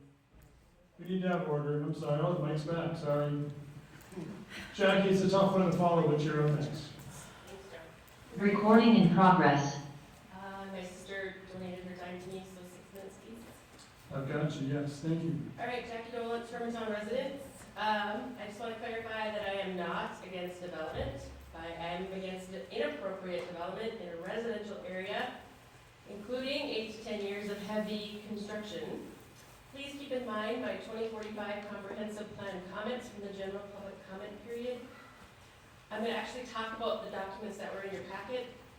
On the land use portion of the handouts, the very first paragraph states, quote, "With a good understanding of existing conditions, this chapter establishes the community's preferred direction for future growth, development patterns, and land uses," unquote. It then goes on to state, "What we heard from the community was to preserve the community's natural beauty, including creeks, wetlands, and wooded areas." The community had no input into the changes made to the comp plan regarding the southwest corner of Hermantown. Both these statements are partial truths. Under the potential development land section, it states the city currently uses its zoning code and map to protect shoreland, floodplain, and open spaces. Additionally, the zoning ordinance has an open space district to protect areas of unsuitable soils, low marsh wetlands, bedrock, or steep topography. The district encourages preservation of wildlife habitat, retention of water runoff, and conservation of soil and water resources for the present and future enjoyment of the general public. Yet just tonight alone, you made 2 separate exceptions for wetland projects, tabled another, and one was withdrawn. Not to mention the 270 plus acres for the proposed hyperscale data center in a completely residential area. The future land uses section states that future designations identify the preferred future character of an area and the general development density and intensity of land uses and the desired mix of uses across the community. It then goes on to state that the 2001 comprehensive plan did not contain future land use designations nor a proper future land use map. The new designations were developed through discussions with staff and the steering committee. I'm not sure that's entirely accurate. Goals and strategies for future land use include to preserve and protect creeks, wetland, forests, and prairie lands from unnecessary development. Yet tonight alone, you made 2 separate exceptions for wetland impacts, tabled 1, and another one was withdrawn. You want to allow 270 plus acres to be developed in the southwest corner of Hermantown. You are slowly chipping away at the protections you promised to uphold. For transportation and utilities, it states that you heard from the community that traffic control to reduce congestion is required at key locations. Developing the southwest corner of Hermantown, if you've ever been trained, would be a nightmare. Also heard from the community was to complete the sanitary sewer extension to serve existing neighborhoods. Under future utilities expansion, it states an additional sanitary sewer trunk line that was envisioned to someday serve a large residential portion of western Hermantown does not appear to be needed in the next 20 years, and then goes on to reference the 2045 comprehensive plan and business development in the southwest corner. I find that odd. They're both very remote areas. Infrastructure goals are to plan for needed roadway infrastructure improvements to manage traffic flow and reduce congestion, to ensure transportation projects preserve and enhance environmental features and resources, protect floodplains, and restrict development within them. Everything is based on the changes made to the 2045 comprehensive plan. Changes the community did not ask for and were made by one individual.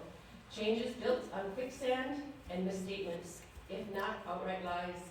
I'm asking that you change the urban services plan to incorporate only the current water and sewer infrastructure that exists and not future infrastructure to Adolph or the rest of Hermantown. Any references to Highway 2 and Midway should be removed.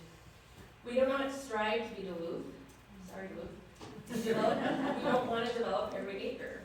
I can 100% guarantee that if the residents were aware of the changes to the southwest corner was the data center during this whole process, as we are now, there would have been turnouts like tonight at all those meetings mentioned by Mr. Johnson. As we saw at the April 2025 City Council meeting, people specifically asked repeatedly if all the actions, zoning, conversations for Adolph in the southwest corner were for data center. They weren't told the truth, even though the city was well aware that that's why it was being done. And to address a comment by a commissioner tonight, the only reason the water and sewer is being discussed in that area is because of the data center, the hyperscale data center. The city isn't doing it, Google is. If Google wasn't coming, we wouldn't even be entertaining, talking about infrastructure in Adolph. I bet all the money in my pockets that we wouldn't have to change, we wouldn't have had to change the comprehensive plan or rezone to BLM. Thank you. Thank you, Jackie. The hand waving's fine, but the clapping is not. David Thornton, you're up next, and after that, I've got a Jen Kangas, I believe. Sorry if it's hard to read. Please come on up and state your name and city for the record, sir. My name is David Thornton, father of Jonathan Thornton. I live in Hermantown. I live on Hermantown Road. I live in Hermantown. It's a diverse city which respects its rural ordinance. I live on 20 acres of land. With my sons and everything, it's probably 40 acres. It's a large bunch of land. And there's not too many of us large landowners left in Hermantown. But they all are on the western side. And they've been up here and talked about farms and how they want to keep that way. And all of a sudden we see this plan, which is debatable if it's a plan that is truly supported by the majority of Hermantown residents. There has never been a time when we've actually intentionally tried to get together in a town meeting, not a town agenda meeting, a town meeting where everyone can talk and people can converse back and forth. You can ask questions and you can answer questions. There's never been a situation like that for this whole development. It's something that needs to happen if it's going to affect the lives of the people in this town. Thank you very much, sir. Up next is Jen Kangas, and then, I hope I get this right, Tony D-A-U-P, Doop. I thought that was an attendance sheet. What? I thought it was an attendance sheet. Well, see, I'm seating right.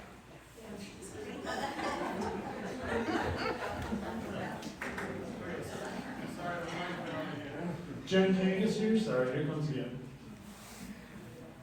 No one in the other room is speaking, so if they're not in here, they already left. Thank you very much. Tony, you're up. Oh, It's out of time. She wants to hold it for somebody? Gonna hold it, I'll see it. Tim Resberg, you're up. Come on up, sir, state your name and city for the record, and after that is Clarissa Eck.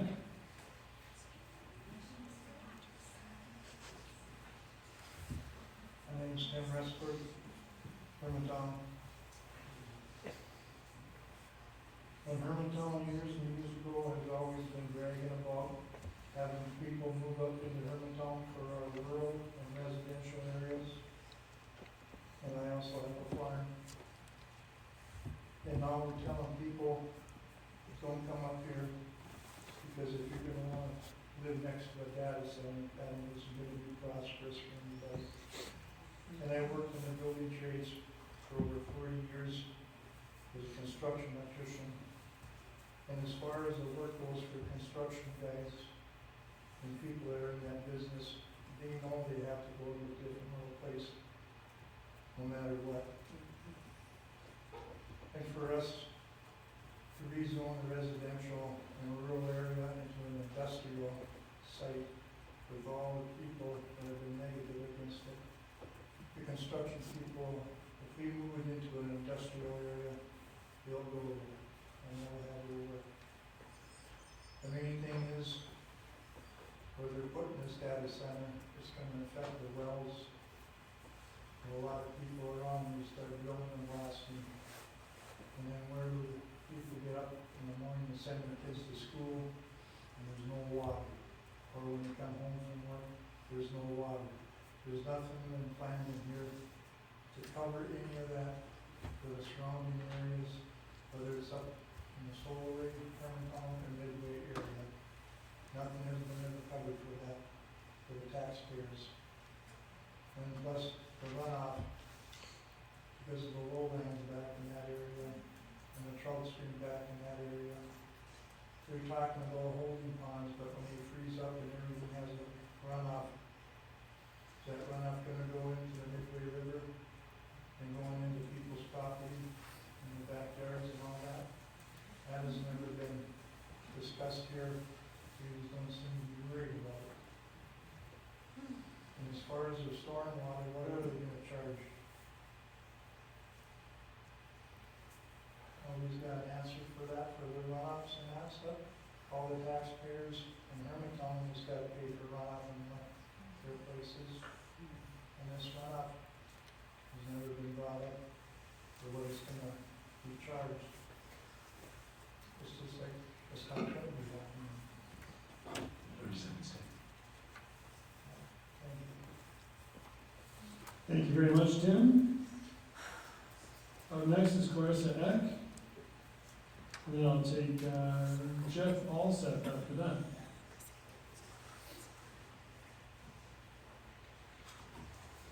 Good evening. Can everybody hear me? Clarissa Eck, City of Hermantown, or Hermantown is the city of my address, in Solway Township. I live on 10 acres within a quarter of a mile of the proposed data center, so this will be in my backyard. This data center will be in my backyard the size of the US Bank Stadium, or UND, so you can picture that.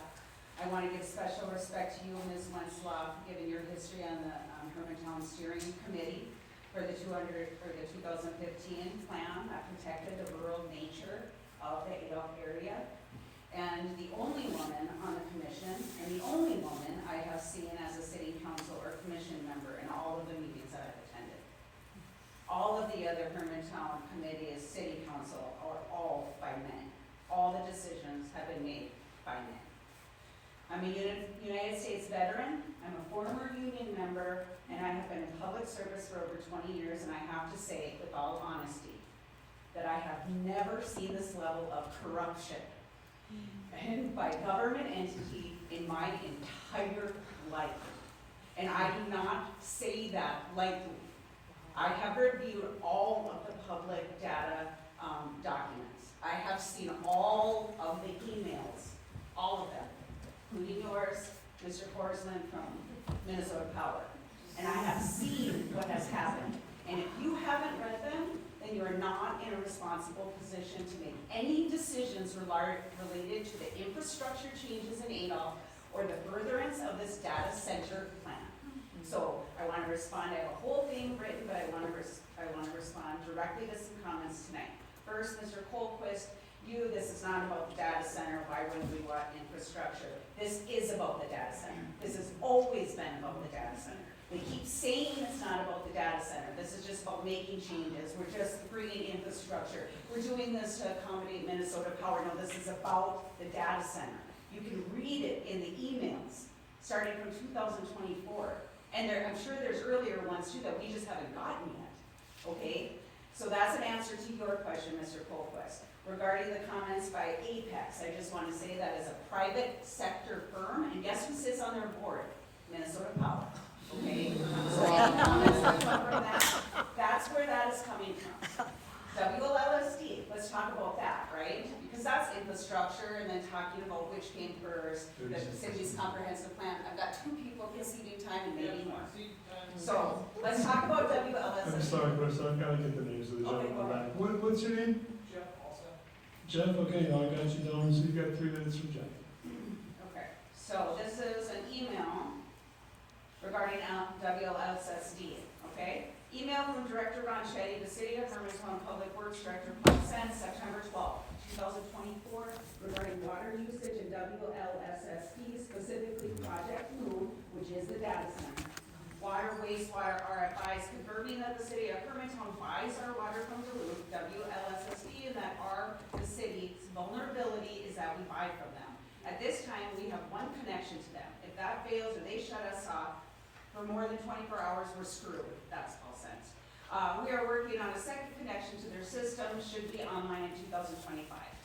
Email from Director Ron Shetty to Brandon Colts, Director of Planning and Technical Services of Western Lake Superior Sanitary District, WLSSD, with a copy to Chris Bates of developer Bordenson, who's working for Google, with copy to Chris Bates, and David Bull, Hermantown City Engineer, October 23rd, 2024, subject, WLSSD Project Loon Team Sensitivity Private.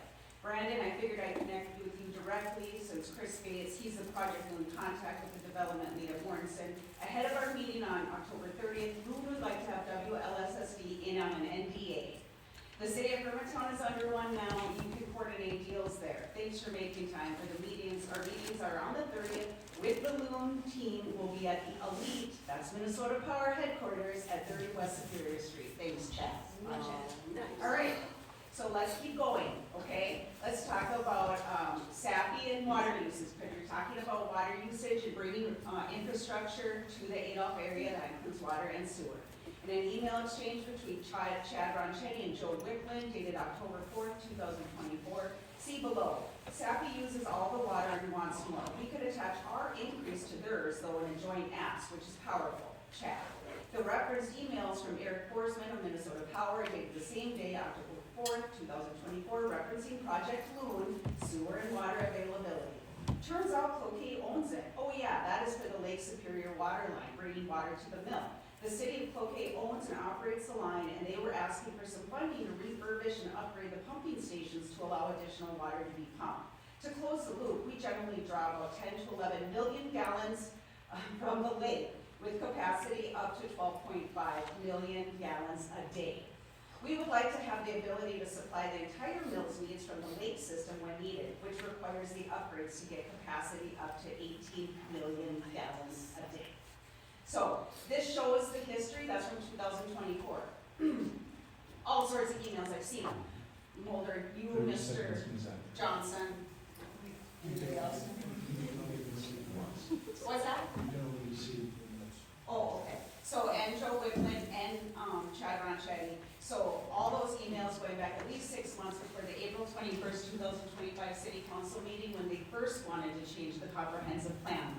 2 long-term residents, one's here tonight, who just spoke before me, Tim Resberg, and the other one is Mike Ralph, came up and asked, we're getting approached by Mortenson to buy our land. What's going on? Is a data center coming in? Is a data center coming in?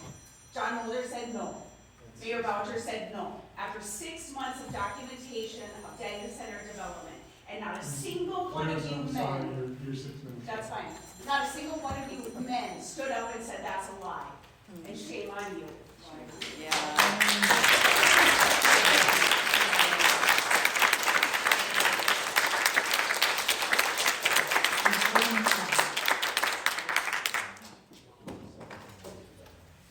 There you go, got the mic back, thank you for that. Recording in progress. Kelly Allseth, you're up next. She's gone. Thank you. After that, on the second sheet here is Mr. Tom Bates. No, I already spoke. I already said what I was gonna say. You're welcome, sir. Thank you. And how about Mrs. Bates?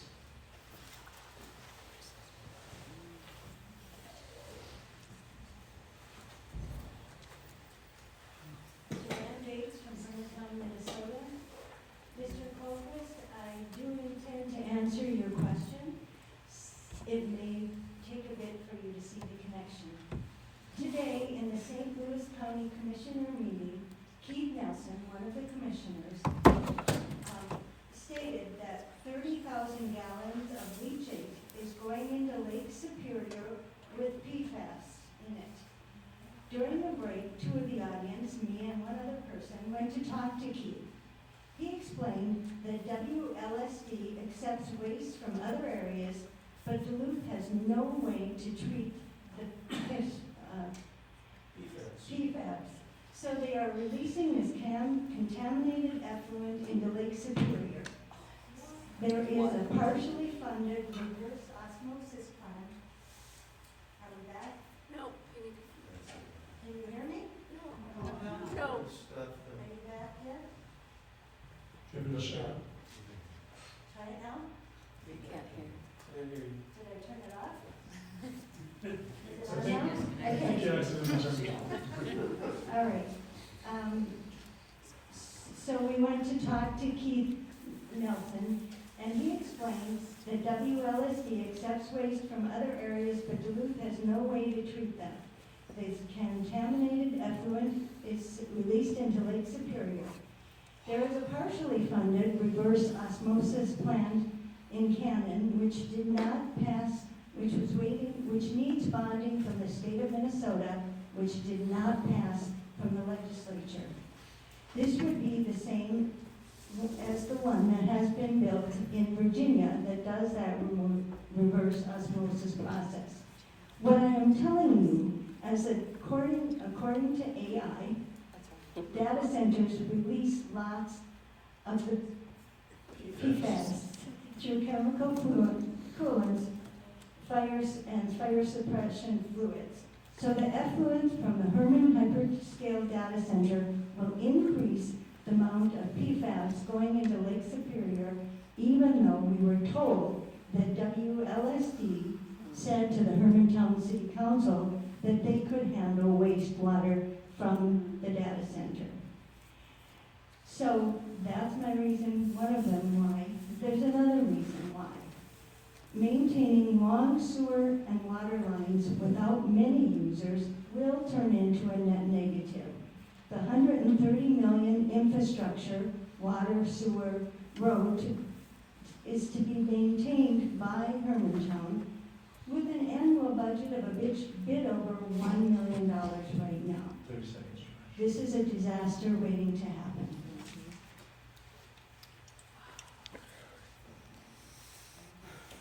Thank you very much, Joanne.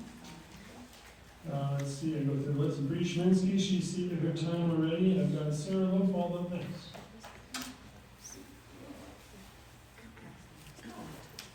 Hi, Sarah. Hello again. My name's Sarah Lobel. I live in Hermantown. I do just really quickly want to thank you for not requiring addresses again. I'm very glad that that has moved over into the Planning and Zoning Commission. You're very welcome. I didn't prepare anything for today because I wanted to kind of soak in what was going on. But I think that this committee, the people sitting in front of me right now, have an opportunity which is worth more than anything else that we could have, and that is regaining community trust. I do believe that this process has been eroding that trust away from the community in regards to our city council and the people that we have hired into city staff and elected to represent us. And you guys have an opportunity now to say, we need to engage our public more. There has been a plea for transparency that has been poorly regarded.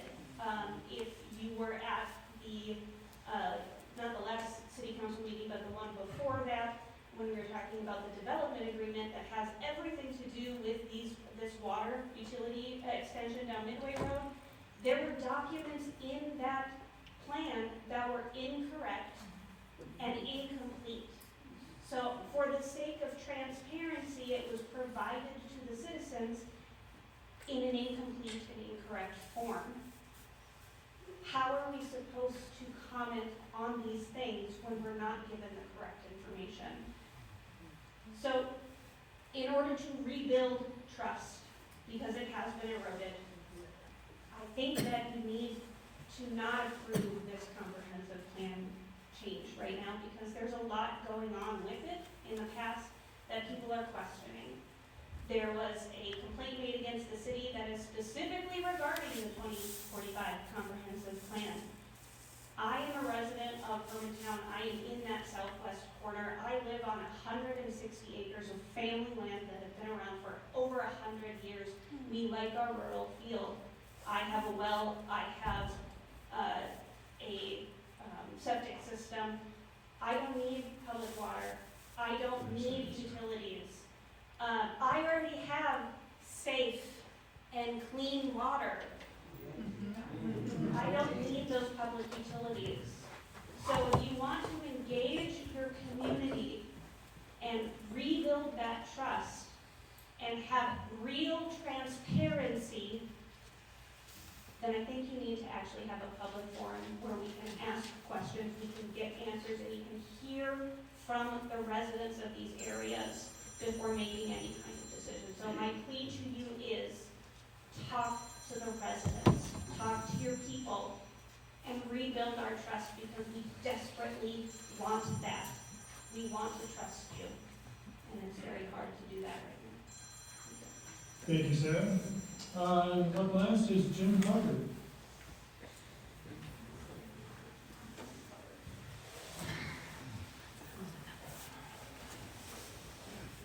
Hi, I'm Jim Trucker. I live in Duluth.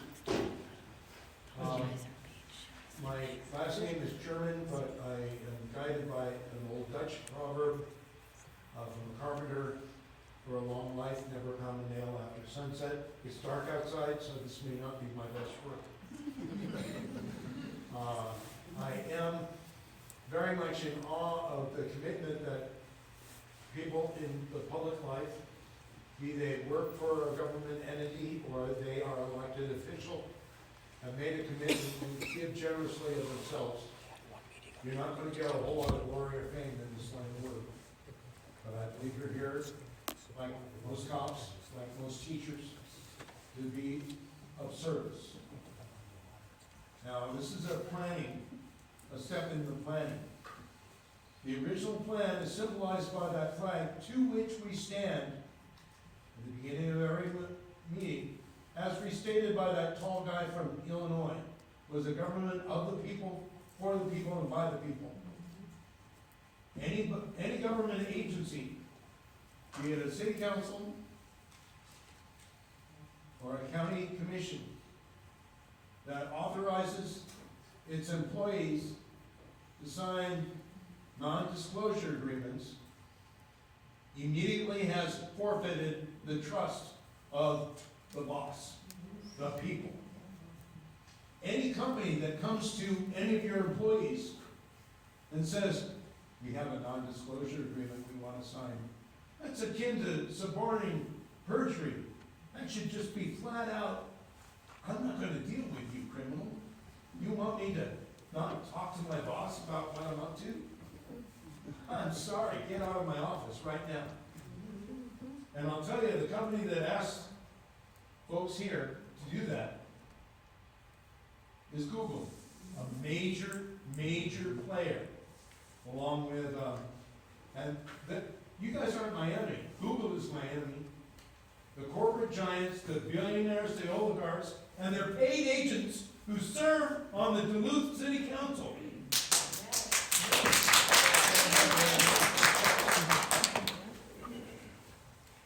Those are my enemies, and I will not stand for the corruption of these ideals by this body or any other. I oppose continuing this discussion about allowing a corporate criminal into this community. And I live in Duluth, but I'm close enough, it flows downhill, and I don't want to have to drink it. Thank you very much. Good night. Sorry, the mic is going in and out. So thank you very much.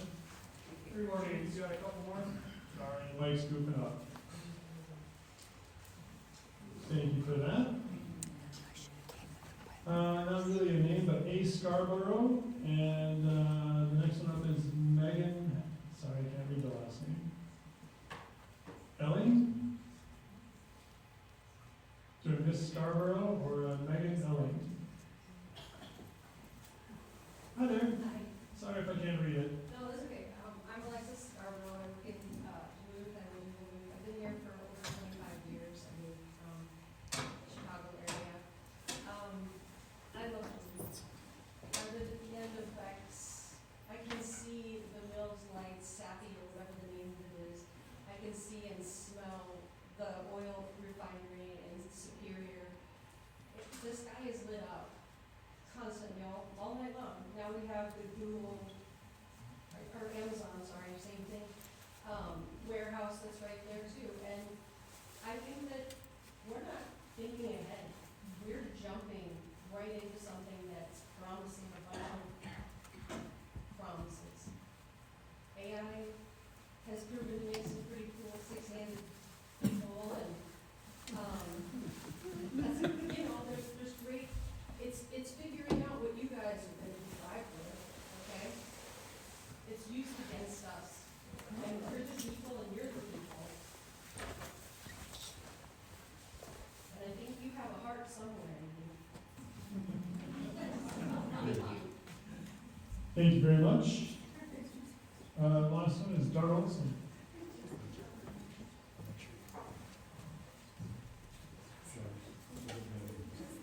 Is Megan here? I'm sorry, I didn't see you. No, go ahead, Come on, Doug, you come first, and we'll do Megan. Sorry I missed you. I'm Megan Elling, and I live in Solar Township. I want to start by saying that I'm pro-construction. My husband and I actually own a small construction company. And I want to answer your question, Mr. Holquist. Why is adding water and sewer a bad thing for the community? One, we're only extending water and sewer for the data center, so it's impossible to separate the two. We would not be extending water and sewer if there was no data center. Two, we don't want Hermantown to become urban. We want it rural. We don't want it to change. Three, large infrastructure maintenance costs down the road. I have no idea what that number would even be, but I think it would outweigh the benefit that it would provide to the community. And finally, who is coming up with these comprehensive plan changes? It seems as though the city of Hermantown is manipulating the comprehensive plan to suit their own desires, and I ask that you vote against this change. You currently have a lawsuit addressing the supposed misuse of the city's comprehensive plan. It seems irresponsible to continue moving forward with changes to this plan. If you approve the changes tonight, I believe you will be complicit in the manipulation of the comprehensive plan to suit the desires of a massive corporation instead of the needs of your residents and taxpayers.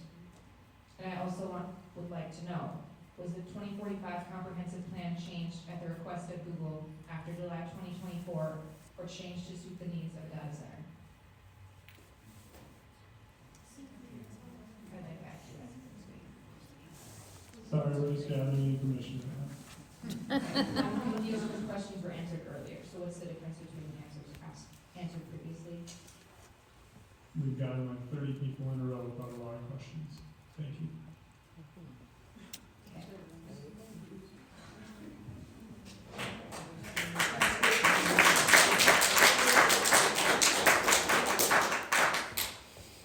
Thank you for that. Last one is Doug Olson. Good evening. My name is Doug Olson. I live in Hermantown. I've worked with you on different projects along the way. I'm pro-development, I'm pro-economic development, and also pro-people. And I'm pro-community. Every single company that I've worked with or seen, every organization, if they do not have a working, living, breathing document to work from, they will fail. You're going to see that in our country. If we're not careful, the average lifespan of a republic is 250 years, which we celebrate this summer. That's documented back to pre-BC. If we don't follow the Constitution, we will fail as a country. And we seem to be choosing and picking and choosing what we like in the Constitution and following that and not following the rest. I don't know if you guys remember about 6 years ago we went through a thing called COVID. And there was a document that we had called the Vaccine Adverse Event Reaction System. And you can reporting system, Vaccine Adverse Event Reporting System, and this does connect.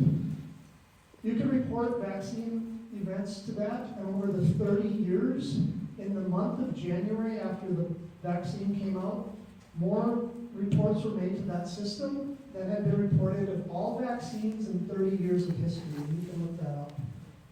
What we decided to do, because it was inconvenient, is we threw out the vaccine event reporting system and we ignored it. That's a problem. So I'm here to talk about process again, and you might get sick of me because I'm going to talk about process to nauseam until it gets listened to. Process is everything. If we don't have process, there's people, product, process, and profit. Those are the 4 P's that I've used in business, and they work. And when we push people beyond their limit, and we ignore process, people get pushed. And product suffers, and profit suffers. And for a community, profit is tax-based. I understand that. I understand there's a big tax-based potential here. But to ignore the people in the community, there needs to be a better process here. And I'm just going to say that until someone listens. If we don't have a feedback process, if you can't answer questions in the community forum, and I understand this might not be the forum for that, there needs to be one. Okay, there's 10,000 people in the community. It's not a big community. None of you who are elected by more than probably 900 votes. I mean, so it's not like we get 10,000 people, and I know there's a lot of kids in that. So we don't get a full community vote. So why don't we put something out where people get an opportunity, ask questions, have feedback, have dialogue, be different. Let's set our community different than the rest of the world. Let's be the start of upholding the Constitution in the United States and do it right for this specific instance. Thank you. Thank you, Doug. That's the end of everybody I've got on my list for this evening. We'll close the public hearing portion at 9:12. Commission members, back on you. If you're hearing the public discussion this evening, do we have any questions or comments on 5F?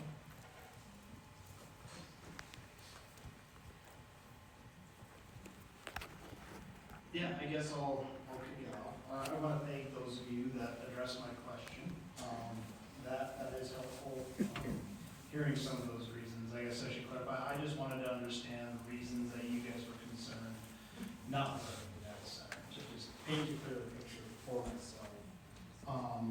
A couple times it was alluded to another room. Is there another room full of individuals? Yes. Yes. There's only 5 in there. Now. How many? 5. 5? Okay. No, and I guess, you know, just to start on this, I grew up in Hermantown. I graduated college. I joined this committee. I've been sitting on it for 10 plus years. So when people throw out the terms bribery, being bought by Google, I joined this as a passion to better our community, to offer something for my children, and that's why I sit on it. It has nothing to do with anything else. Recently, these meetings have been attended a lot more. Previously, we saw a couple people, we've had a meeting conclude in 7 minutes, if you can imagine. These ones take a bit longer, and so I appreciate everyone's input, but I think we can grow responsibly. And I believe in responsible development. I believe opening things up for opportunities. That's why I love Hermantown, not knocking Duluth, but I think we're more forward-thinking, and it's crazy how quick time goes by. And, you know, so I guess those are things that are important to me. And then I guess addressing some of the comments just to share for discussion purposes. I do understand people who have large acreage. I think that's awesome. I was blessed enough to grow up on large acreage. I appreciate that. Anytime I can get out in the woods, that's where I prefer to be. I love hunting, I love fishing. Every weekend, if I can, you'll catch me on the lake. I love that about Minnesota. So I understand where you're coming from, but also as a young family in Hermantown that lives in an apartment that would like the opportunity to build a home, there's just not as many of those opportunities as personally I see should be available for people in my situation in our community. I do think when it comes to taxes, adding something like, you know, the data center specifically is going to be a net positive from my understanding. And you guys can disagree, that's fine, but that's just where I'm at, you know, understanding development. Let's see, wetlands I know was brought up. Frankly, Hermantown is pretty much all wetlands. And it's just, it's unfortunate, and I think the city, the county, the state, all these different agencies and all the different acronyms, they do a great job. And they make it challenging for developers, and I think that's a good thing, because it goes back to responsible development. And so ultimately, I guess when I look at not talking data center, I'm strictly talking, the water, sewer, the things on the agenda tonight. I think, protecting the groundwaters and the environment is a good thing. If you had a choice, no data center at play, I think people would choose this, and it would be a good thing. And that's, there again, this is my opinion. I just listen respectfully to you guys, so I'd appreciate it if you guys could do the same. I think it'll drive economic development. I think it'll expand our tax base. And I think it'll strengthen our housing in our community, which are all great things, and especially for younger generations. I agree not everyone in this room views it that way, but I also think when we look at this room, the other room, I've been, when it comes to process, I know, Doug, I appreciate your words. I've answered every email, every phone call, Facebook message, and tried to be a part of that. And so, and in providing clarity and listening to everyone. But ultimately, at the end of the day, I feel like offering these services in these areas is a positive. Thank you for that. Commission members, any other questions or comments so far? I have one, again. I have not lived in anything but a city lot until I moved to Hermantown. And I realized the luxury and blessings of my husband's parents in 1906 getting a property, and we still live on the contiguous property of that. There is something about when I sat on the other planning, it was because of preserving what we have in our community. If we take away the data center and just look at this, I am at the understanding is I don't want water. I don't like to lose water. I want my septic and I want my well. And I appreciate the fact that I can turn on my faucets and test it, and it is amazing. I like the fact that we have both. We keep hearing our things saying, well, if it wasn't for the data center, we still need this. If it wasn't for the data center, we have not, in all of those months of planning on the comprehensive plan, we have said up Midway Road, 4 commercial properties, a little bit onto, on Highway 2, nothing more, because we don't need that. We need more commercial where commercial is supposed to be. We can do that with a lot of other forward thinking on how to get there. If it had not been for this change, that again, my name was on that, and I would never have approved that. It is one of those things where we have to look at growth in a very wise way. This has brought a huge amount of money dangled in our faces. I still say we need to pause and get more. We know where a lot of people are, have more time to talk about it.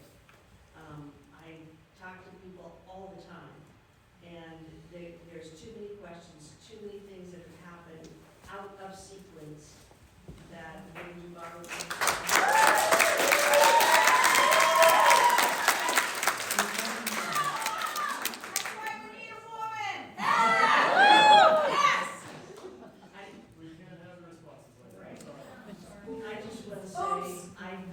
Recording in progress.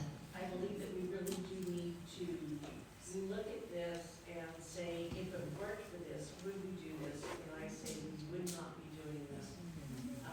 It's not needed in where these areas are, and how are we gonna afford it if Google decides to not come after us?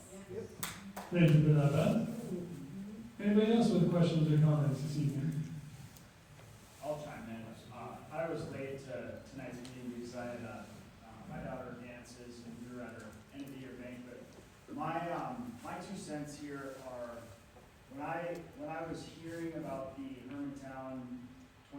2005 comprehensive plan, I was very interested in hearing about it. And St. Louis County, obviously Hermantown sits in St. Louis County.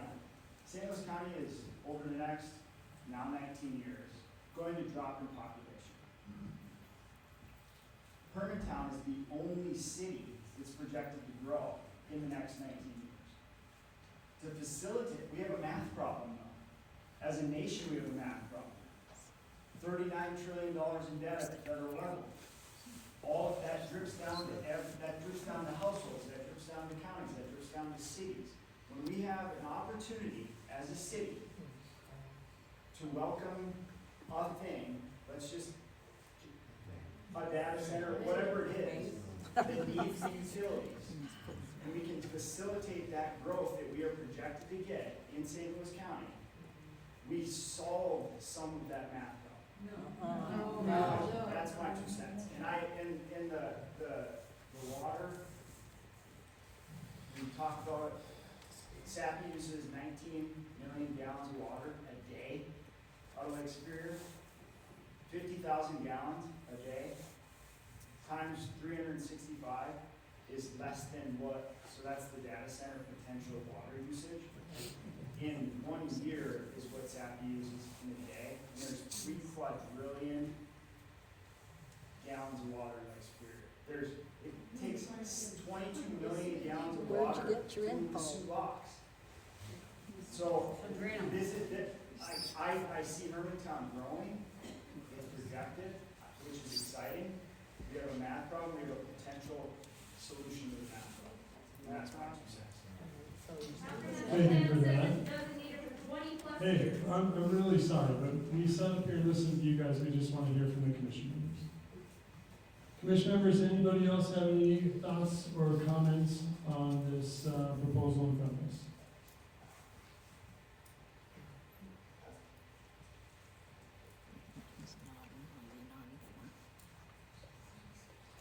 Last chance for thoughts or comments on 5F. Why are you guys afraid of dialogue? I'm really sorry, sir. Straight up question. You've had your chance to speak already this evening. You're just trying to run a fair meeting. I saw people ask questions and not get answers. Mr. Parker, I'm sorry. Erica, can we remind everybody in the room that this is no matter which way this gets voted on this evening, it would go to City Council? That is correct, in the fact that planning and zoning is a recommending body, one way or another. The city council is a deciding body.